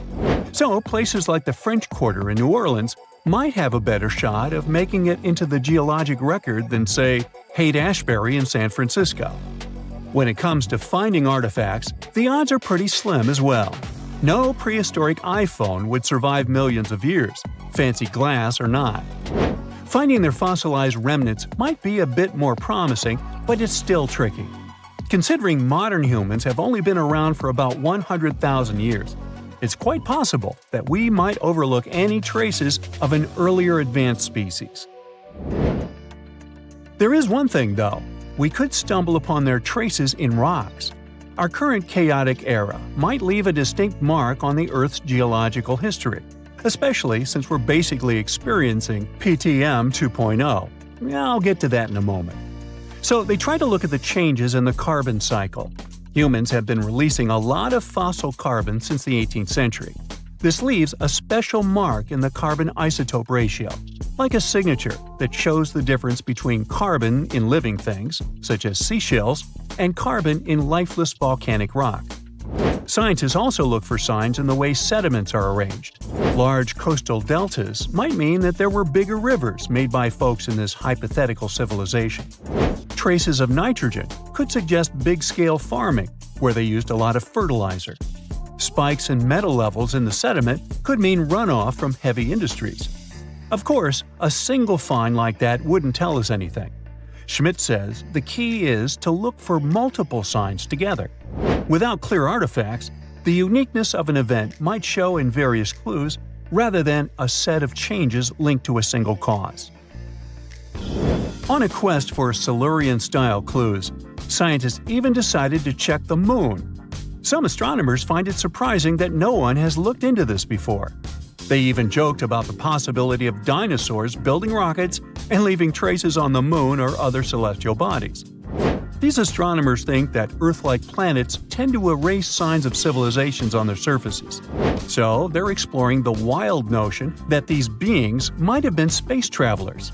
In that case, remnants of their technology, known as technosignatures, could be lurking not only on our Moon, but also on asteroids, or even buried on Mars. There they might endure for millions or even billions of years. Unfortunately, so far, despite digging into the past 380 million years and examining all suspicious events, the researchers haven't found a clear match for a technological civilization. They don't give up, though. Frank calls for more investigation. For example, we could study how modern industrial chemicals stick around in ocean sediments. This, he believes, could help us identify similar chemical traces in the Earth's history. If there are no traces, Why do we even bother to find something like that? This research is based on Schmidt and Frank's recent papers. They were delving into the Anthropocene. It's the proposed epoch, dominated by human activities on Earth. It's full of these things called hyperthermals. They're prehistoric events when temperatures on Earth sharply increased over a relatively short time. They're like extreme heat waves from the past. A great example of this is the Paleocene-Eocene thermal maximum, or PETM for short. It happened around 55.5 million years ago and saw a rapid rise in global temperatures. Over 200,000 years, the average temperature on Earth jumped from about 9 to 14 degrees Fahrenheit. We study these hyperthermals to understand how they occurred, from natural causes or human activities. So, these hyperthermals sparked the genesis of Frank and Schmidt's research.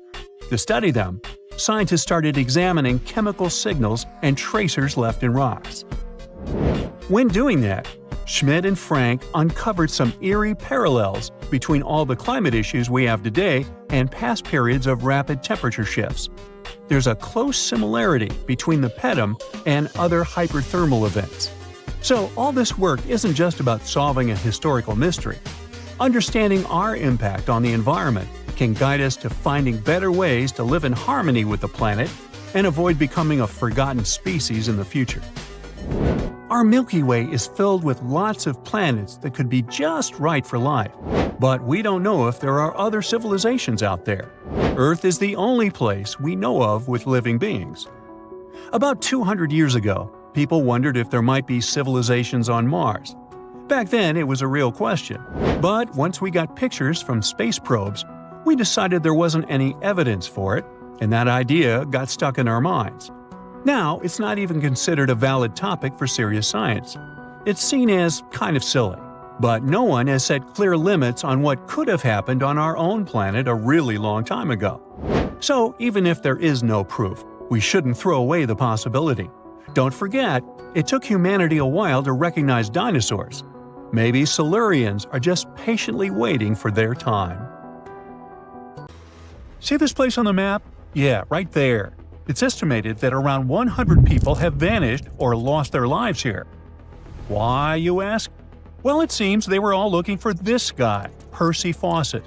He was a British colonel, famous for his sharp blue eyes, perfectly groomed beard, and signature hat. He looked like a character from Pride and Prejudice, but lived more like Indiana Jones. In fact, this character was inspired by Fawcett's story. But his disappearance in 1925 was more macabre than any movie plot. Colonel Fawcett was bold. Not the ask-your-neighbor's Wi-Fi password kind of bold. I'm talking full-on, I don't care that much about my life bold. He used to be a soldier in Sri Lanka, and even did a secret spy gig in Morocco, but he needed more. So in 1906, Fawcett started exploring parts of Brazil and Bolivia where no one had dared to go before. His mission was to create secret, mind-blowing maps. Okay, that doesn't sound too risky, but trust me, it was.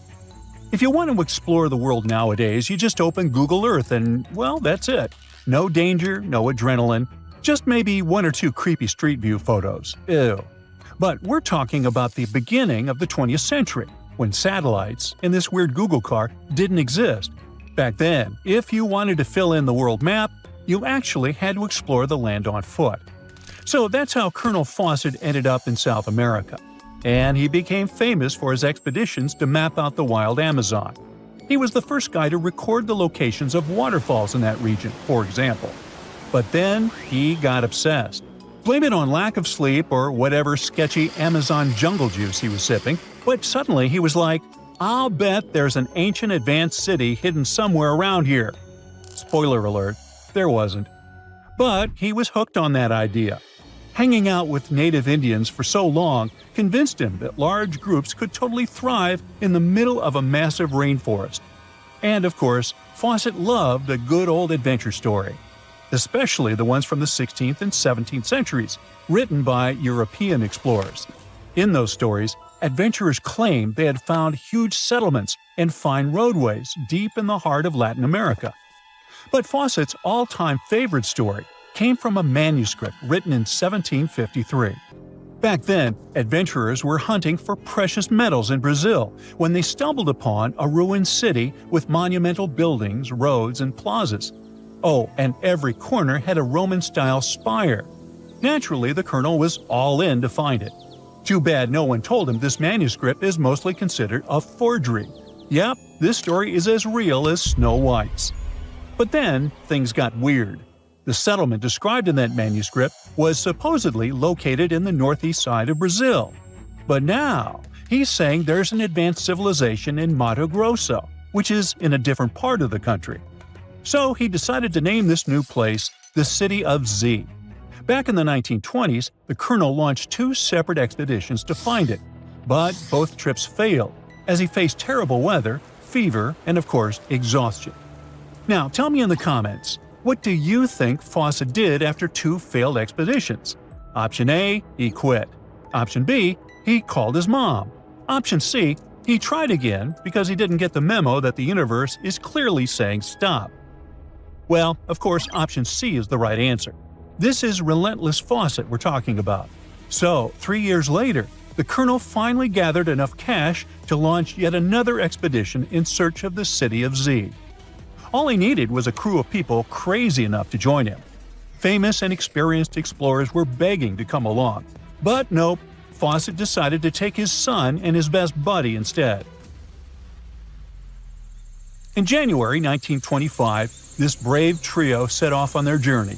They packed mosquito nets, canned food, and made a promise, we shall return.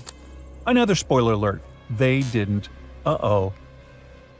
The journey kicked off in New Jersey, and then they sailed all the way to Rio de Janeiro, Brazil.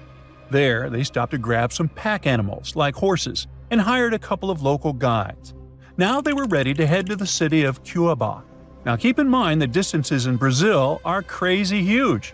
So this little journey was like traveling from Miami to Chicago on foot. 3 months later, they finally ventured into the jungle for the first time. And that's when the fun really began. The crew faced piranha-infested rivers, an endless maze of thick trees, and the worst part, bugs. The constant annoying zzz of a gazillion mosquitoes wouldn't let them sleep, and Fawcett's best friend's foot got huge from tick bites. But the colonel didn't have time to babysit his friend's princess foot. Oh no, he was too obsessed to take a break. In fact, at some point, he was so far ahead of his companions that he had to camp alone for a night.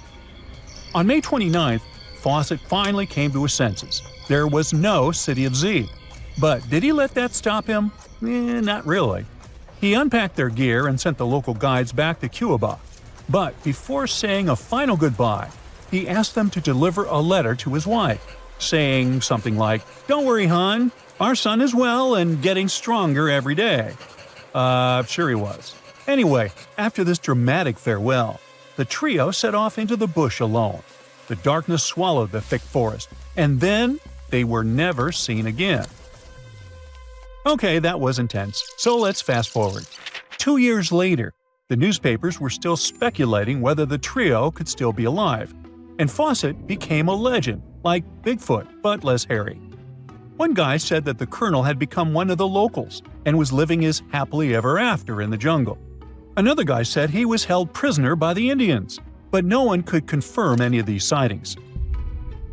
It wasn't until 1928 that the British authorities finally thought better late than never and decided to look for Fawcett and his crew. By that time, they were sure their expedition had perished, but they still needed proof.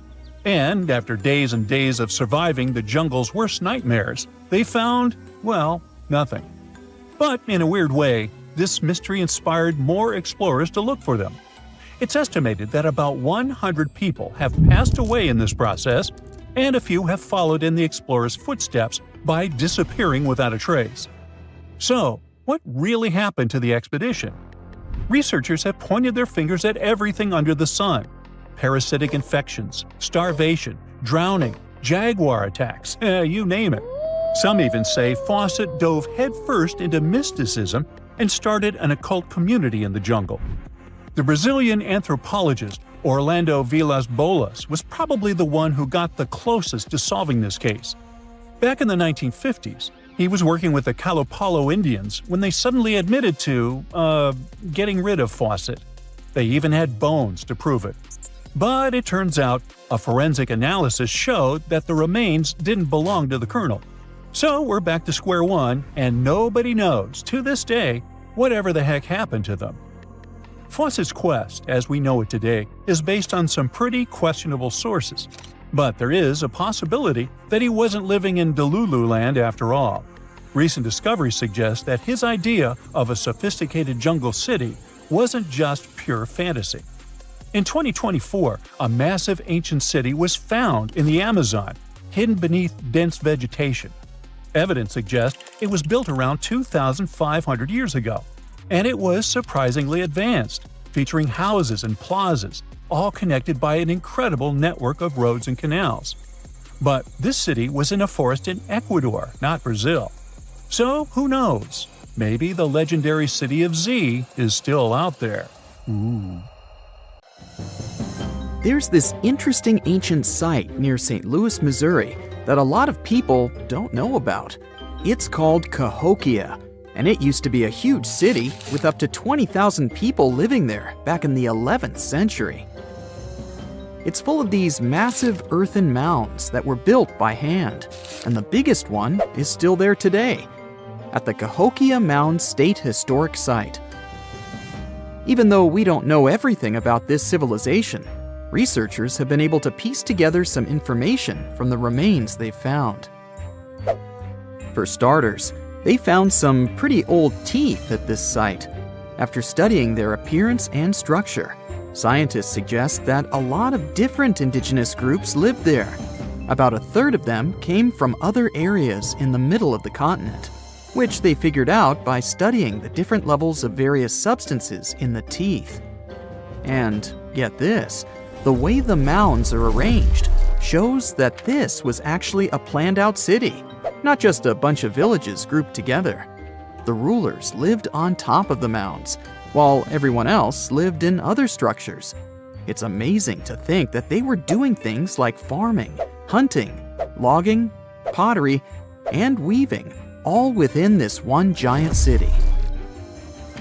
Right in the middle of Cahokia, there was this giant mound that was about 100 feet tall, and around it, there was this huge wooden fence. Inside the fence was the city center, which had a big open space called a plaza. Archaeologists think that the plaza was designed to represent the 4 cardinal directions of the world. It was like the people who built it wanted to create a place that was in harmony with the universe. The center of the city was where they held ceremonies and events, and it was such a big deal that people from outside Cahokia would come to be a part of them too. What became of this city? Hard to tell.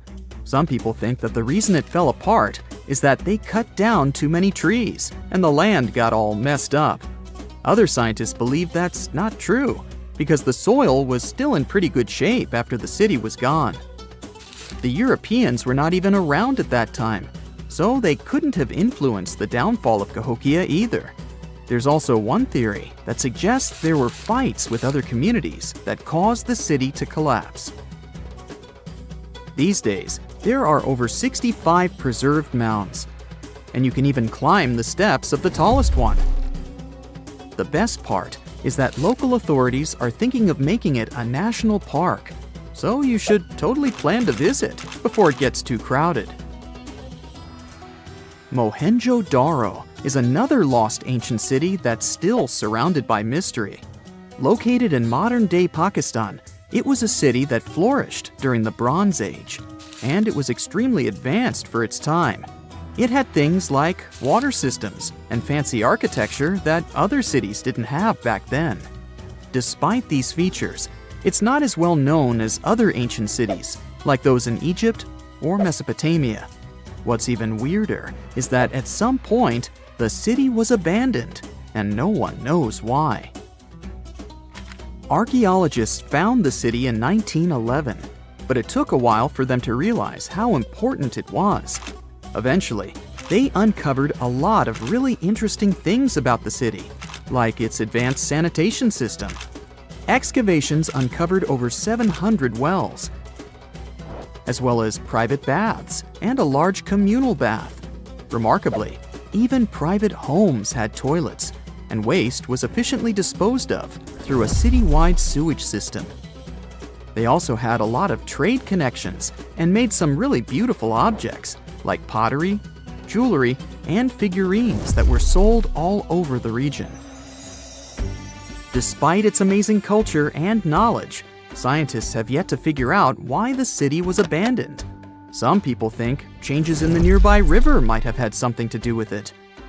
The writings that the people of Mohenjo-Daro left behind are still a complex code, even for the most skilled specialists, making it even harder to piece together their history. Have you heard of the lost city of Kolmanskop? It used to be a small settlement in the Namib Desert. Legend has it that it got its name from a man named Coleman who got stuck in the local dunes and was never seen again. But that's not the interesting part. In 1908, a railway worker found a shiny stone and showed it to the chief railway foreman, who turned out to be a hobby mineralogist. They discovered it was a diamond, and soon, Kolmanskop became the richest town in Africa and one of the richest places in the world. It had luxurious stone houses, a school, a hospital, and even an ice factory to produce ice for fridges. The hospital had the first X-ray machine in southern Africa, which was supposedly used to check if workers were illegally swallowing diamonds. Its popularity began to decline in the late 1920s when another diamond-rich location was discovered nearby. Most of the inhabitants soon began to flee the city in search of a better life, leaving the buildings abandoned. In 1938, all machinery was taken south and the town was left to the desert. The last inhabitant left Kolmanskop between 1956 and 1960. The hot climate and low humidity have preserved the structures over time, and tourists can now visit this desert ghost town. You've surely heard about this next ancient city, Machu Picchu. It's this incredible ancient location in Peru. It stretches across a huge piece of land in the Andes Mountains and sits high above sea level. It's even considered one of the wonders of the modern world. But here's the thing.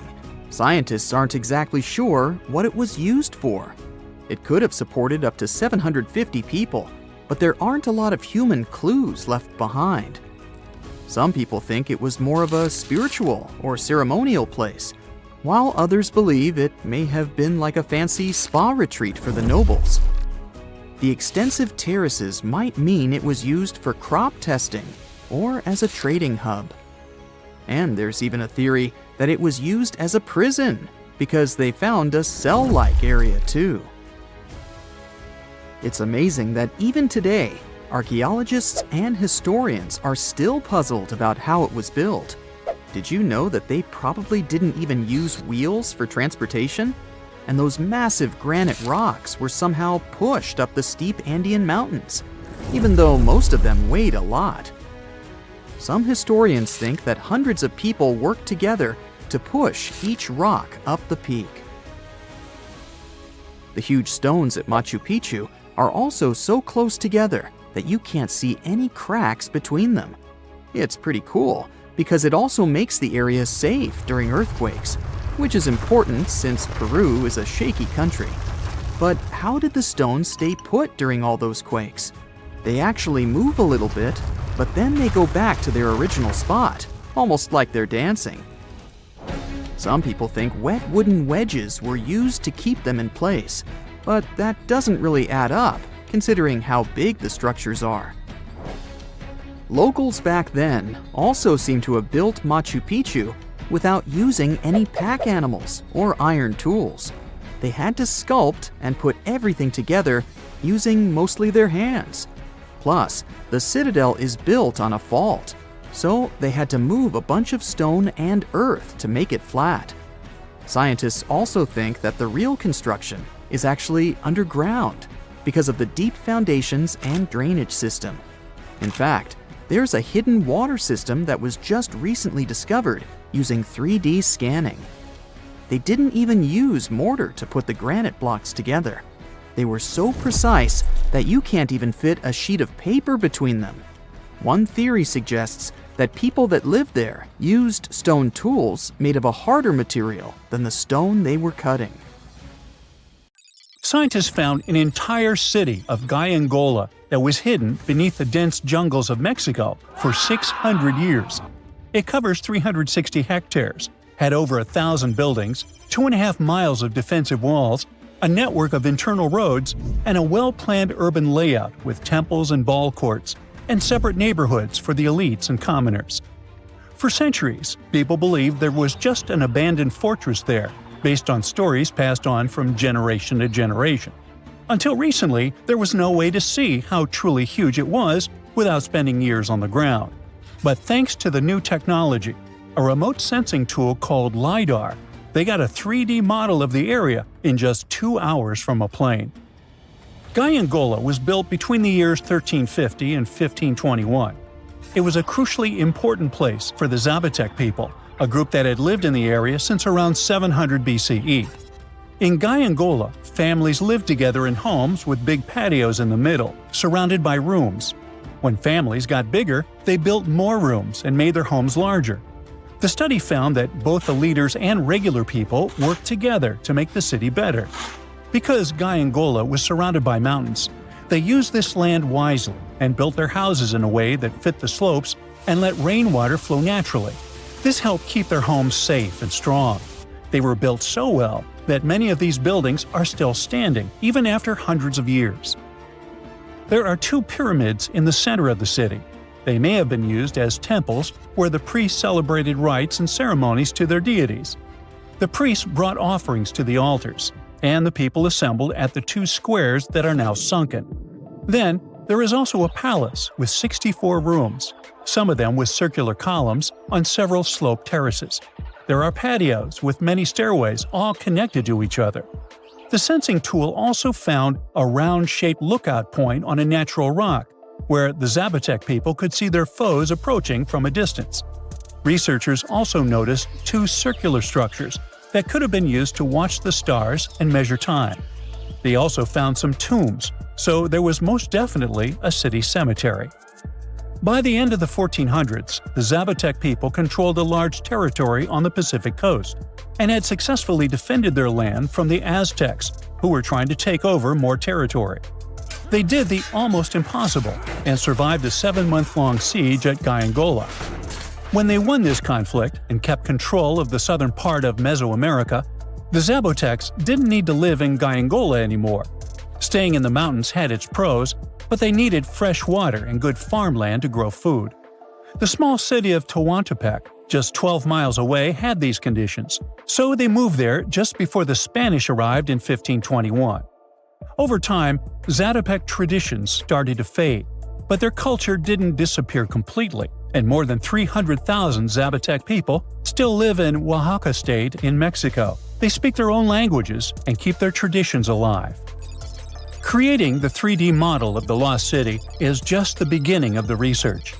Archaeologists hope that future studies of Gaiangola will help us learn more about how the Zapotecs were organized, how they ruled their cities, and how they interacted with the Spanish when they arrived.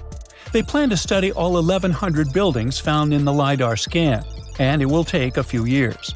Instead of digging up the ruins, they will use special technology to scan the land and learn more about the city without damaging it. This same tech helped scientists find another massive ancient city that lay hidden beneath the thick green canopy of the Amazon forest. A whole network of houses, plazas, roads, and canals was hiding in the shadow of a mighty volcano. For centuries, many scientists assumed that ancient Amazonian people lived in tiny huts, clearing patches of land to survive. But this city, built 2,500 years ago and inhabited for 1,000 years, proves the opposite.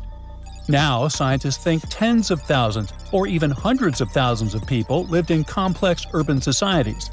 Scanning the area found 6,000 rectangular platforms, each measuring around 66 by 33 feet, and standing 6 to 9 feet high. These structures were arranged in clusters around central plazas, with straight roads with perfect right angles and paths connecting them. One of the roads was 16 miles long. Building straight roads like this is far harder than just following the landscape. Some of these roads may have had deep spiritual or ceremonial significance. The volcano's rich soil helped the civilization thrive, but it may also have led to its downfall. Researchers also found signs of threats to the cities, such as ditches that blocked entrances to the settlements. Maybe some people living nearby were trying to get in. The next step for the researchers will be studying the adjoining 116 square miles to know more about this large, complex society that could be bigger than the well-known Mayan societies in Mexico and Central America. Meanwhile, in 1963, a man in Turkey discovered an ancient city while renovating his own house. He knocked down a wall in his basement and found a mysterious room. He kept digging and saw a tunnel. It led to the Derinkuyu underground city. It's one of the deepest multi-level underground settlements in Cappadocia and in all of Turkey. The inhabitants lived on 8 levels and had access to cellars, storage areas, chapels, a school, a study room, and other structures. All floors were connected by an extensive network of tunnels. The underground city was probably built as a shelter. The construction is hiding at 279 feet deep, and you can't see it from the outside. The complex was large enough to shelter about 20,000 people with their livestock and food supplies. There was also a 180-foot ventilation shaft. Archaeologists believe that Phrygians first built the levels. The Romans used and enhanced the structure later. The golden time of Derinkuyu was during the Byzantine era. The next lost and found city appeared only in a few inscriptions and ancient texts, so no one could be sure it really existed. Scientists searched the majority of the coast of Egypt, until one archaeologist and his team detected a colossal face looking at them from under the water. The ancient city of Thonis Heraklion was discovered completely submerged 4 miles off Alexandria's coast. In the ruins of the lost city, there were 64 ships, 700 anchors, and a treasure trove of gold coins. Archaeologists believe the 16-foot-tall statue and the temple remains are the most important findings discovered by the expedition. Back then, the city had ceremonies and celebrations that took place in the Temple of Ammon. The ruins and artifacts were made from granite and diorite, so they were in good condition even after having been in contact with water for centuries. They give people a glimpse into what life was like 2,300 years ago in one of the most important trade ports of the world. The city had a network of canals, sort of like an ancient Egyptian Venice. The canals linked many separate harbors and anchorages. Towers, temples, houses, and other structures were also linked by bridges. Thonis Heraklion was the country's main port for international trade and the collection of taxes. No one really knows how the city ended up submerged, but archaeologists connect it with natural causes. At the end of the 2nd century BCE, most probably after a flood, it got covered with water. Then Alexandria, the city founded by Alexander the Great, became more glorious than Heraklion. Before Alexandria's fame, Heraklion was the main port of entry to Egypt. So after the tragedy, many ships heading for Heraklion had to change their route and go to Alexandria. Heraklion lost its glory until its discovery in 2000.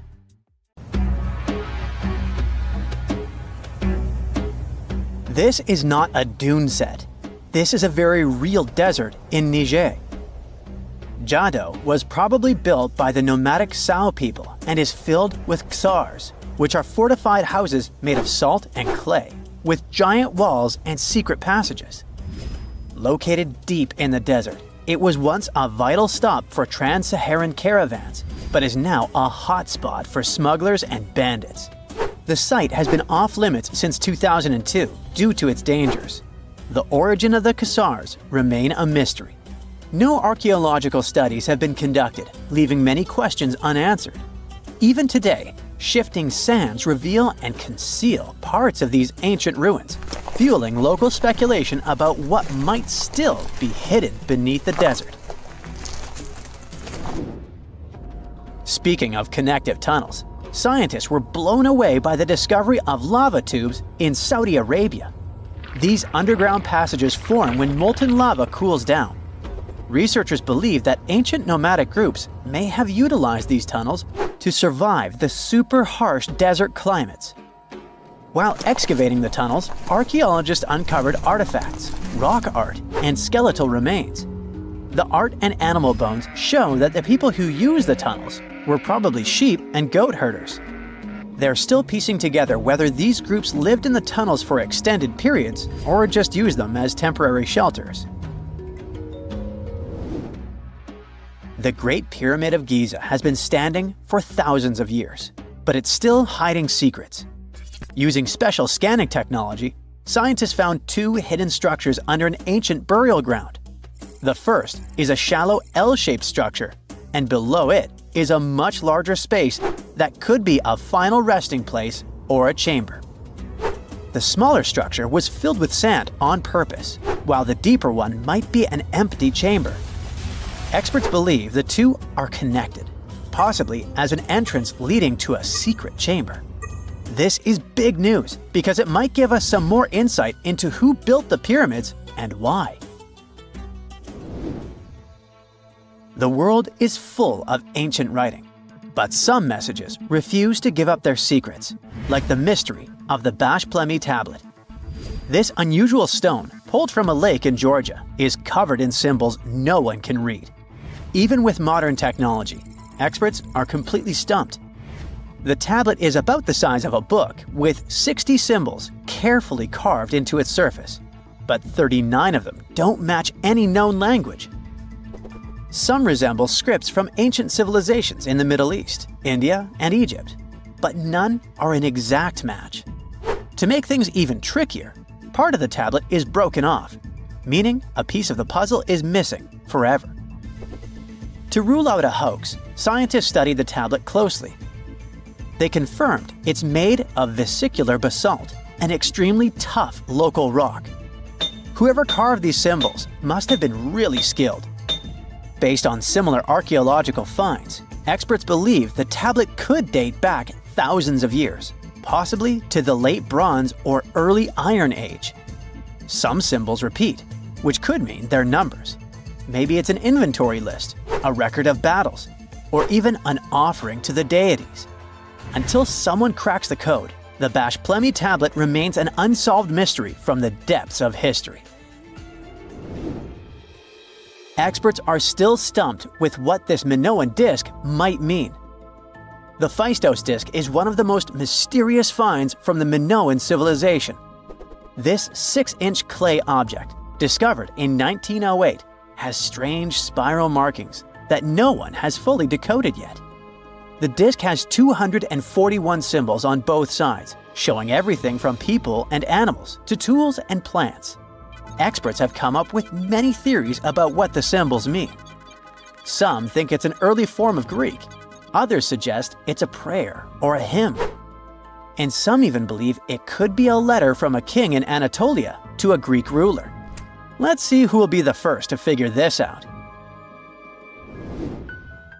It's always a fun day at an archaeologist's office when they find something as big as a 2,000-year-old marble head. A French archaeologist mission went digging inside an old medieval house near Alexandria in Egypt and found a statue's head depicting an old, possibly ill man. This statue dates from the last Egyptian dynasty before it became part of the Roman Empire, and the site where it was found is associated with the likes of Cleopatra and Mark Antony. For archaeologists, even the smallest finds at this site means a lot. You've heard of Lucy, right? The Australopithecus that was an early ancestor for us humans. Well, scientists found some of her species' footprints somewhere in Tanzania. The so-called Laetoli footprints are over 3 million years old. The trail stretched 88 feet and has about 70 footprints, left behind when a bunch of early humans walked across some wet volcanic ash. What's cool is that these early humans were already walking on 2 feet, like us, not all hunched over like apes. The close spacing of the prints shows they probably had short legs and a shorter stride than we do today. In an ancient Egyptian temple, archaeologists uncovered a shrine unlike any other, a place dedicated to falcons and two mysterious deities. One deity had a falcon's head, while the other wore a crown with a sun disk and cow horns. But the most baffling discovery was an inscription that read, "It is improper to boil a head in here." At the heart of the shrine, there are 15 headless falcons carefully arranged on a pedestal, likely as offerings to the falcon-headed deity. One theory suggests the birds were boiled first, perhaps to pluck their feathers, before being placed in the shrine, following the strange rule carved into stone. Archaeologists also found a 13-inch iron harpoon nearby. Its true purpose remains unknown, although the shrine also held remains of fish, mammals, and bird eggs, suggesting that the rituals may have included feasting. And speaking of ancient Egypt, meet Hathor.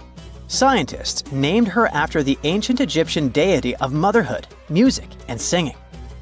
This wooden statue, housed at the Metropolitan Museum of Art, was thought to be just a beautiful artifact, until a surprising secret was uncovered. Using an X-ray machine, experts found a mechanical operating system inside it, with pulleys and axles connecting her shoulder to her left leg. When activated, the system made her hand raise and lower, an engineering marvel from over 3,000 years ago. The statue was created during Egypt's Middle Kingdom, around 1800 BCE, and is often compared to 19th century automata due to its advanced design. It's believed the statue was used in religious ceremonies, symbolizing Hathor's role in dance and music. An unexpected discovery happened in northern Kuwait, where a Kuwaiti-Polish team uncovered a mysterious 7,500-year-old statue. The statue features an elongated skull, no mouth, narrow eyes, and a flattened nose. This feature is thought to be an Ophidian figurine, named after the Greek word for snake, and it was likely made by the Ubaid culture, a civilization known for their pottery skills. While no one knows exactly what role this weird statue played, it might have been linked to rituals or symbolic practices. Some scientists think these figurines, found in homes or final resting places, were tied to important cultural beliefs. We couldn't mention unresolved mysteries of this world without speaking about these elongated skulls. In the deserts of Peru, researchers uncovered 5 ancient skeletons, 2 with unnaturally elongated skulls. While head shaping was common in many cultures, these skulls defy explanation. Local legends tell tales of the so-called gentiles, a mysterious race banished underground by the powerful deities. Some say this is what the skulls represent. Others think this is some type of genetic anomaly, which was confirmed after finding an infant skull, too large to be artificially shaped. How much time passed between the inventions of the first computer and the appearance of the modern one? The first electronic computer in history is the ENIAC, Electronic Numerical Integrator and Computer. It was invented in 1945 by American scientists. But there's an older machine. It's the Babbage difference engine. English engineer Charles Babbage built it in 1822. This means more than 200 years have passed since the first computer, and we would have thought so if, at the beginning of the 20th century, divers hadn't discovered a computer more than 2,000 years old. In 1900, a group of divers searched for sea sponges in the Mediterranean Sea between the island of Crete and mainland Greece. But instead of sponges, they found sunken treasure ships. It was one of the most significant archaeological finds of that time. At the bottom were Greek marble sculptures and many other artifacts. Among them, divers found a strange piece of stone the size of a large book. They ignored it and put it with other finds in the museum. A few months later, archaeologists began to study the block and discovered that a strange object with bronze gears was hidden inside it. This shocked all scientists because, according to historical data, such things could not exist in ancient Greece. the technologies of that time were not so developed. Scientists started studying this object and realized they had no idea what it was. They called it the Antikythera mechanism, and they had been trying to unravel its purpose for over 100 years. The fragility of the object added complexity. It had been underwater for a millennia. Its internal instruments were damaged, and when scientists touched them, they fell apart. Over many years of research, the object has split into 82 fragments, becoming a real puzzle for scientists worldwide. They found out that it was a machine designed for astronomical calculations. With the help of X-rays, computer tomography, and virtual modeling, people could partially recreate the image of the mechanism. It was a complex structure consisting of 30 rotating gears that turned the dial. The whole mechanism was set in motion with a hand crank. All this was necessary for the ancient Greeks to track the positions of the moon and the sun and calculate the time of eclipses and the Olympic Games. It's as if Silicon Valley was in ancient Greece and the best minds united to create a revolutionary startup. The Antikythera mechanism showed that people in the distant past had excellent knowledge of astronomy and technologies for studying the starry sky. Considering that time, it was not just a machine, but a supercomputer. People entered data into it and got the result after the complex calculations it performed. In 2016, scientists found an inscription on the device containing more than 3,000 symbols. It was something like a manual for use. The text had information about eclipse colors, celestial body movement, and astrological predictions. It was like a reference list of all the events that happened to the planets in the sky. The Greeks realized that all astronomical bodies in the starry sky moved along the same routes. That is, they had orbits close to the plane of motion of our planet around the sun. Ancient astronomers couldn't calculate the path of their movement, so they created the Antikythera mechanism. This was one of its main functions. The researchers found confirmation of this version in the words of the Roman lawyer Cicero. In one of his quotes, there was a mention of a computing machine created by mathematician Archimedes. According to Cicero, the machine could depict the movement of 5 stars called wanderers. At that time, people called celestial bodies that way. Archimedes had lived before the Antikythera mechanism was invented, but perhaps he created the drawings that became the basis of the device. The mechanism worked, and when you turned the handle on it, it rotated the gears in the front and rear parts of the device. And then, the dial showed you the direction of movement of space objects. Besides, the machine had an astronomical calendar inside and tracked the time of sporting events, such as the Olympic Games, and also helped to calculate the exact time of the eclipse. Apparently, the Antikythera mechanism was something like a powerful organizer used by scientists or wealthy citizens of Greece. But what is most unusual is that its creator probably installed the function that changed the observation properties depending on the observer's location. This means that ancient astronomers had to enter different coordinates in different areas for the correct result. NASA computers can do all these things today. These expensive multi-million-dollar devices work with electricity, chips, processors, and thousands of other things. And the ancient Greeks achieved the same result 2,000 years ago with the help of this small device. This changes the idea of the technologies of ancient Greece. People of that time had plumbing and used steam to control some equipment. They were developed, but no one expected them to go so far.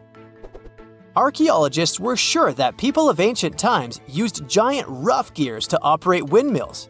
And now, it turns out that they could create small and complex mechanisms that modern scientists couldn't figure out for 100 years. Divers continue to study the seabed where the Antikythera mechanism was found. They have already found other items, such as nails from the ship and a bronze ring. Such underwater excavations are dangerous and complicated, so the research takes a long time. Experts think that the Antikythera mechanism was not a single copy. Perhaps the ancient Greeks made the same or similar machines. Maybe they're hidden somewhere or were melted down to create something else. In those days, bronze was a costly metal, so when ancient astronomical computers broke down, people could melt them and sell the metal. Some researchers refer to the Antikythera mechanism as the ancient prototype of all modern devices. Phones, computers, and tablets have something in common with this machine. By the way, have you heard of the odometer device?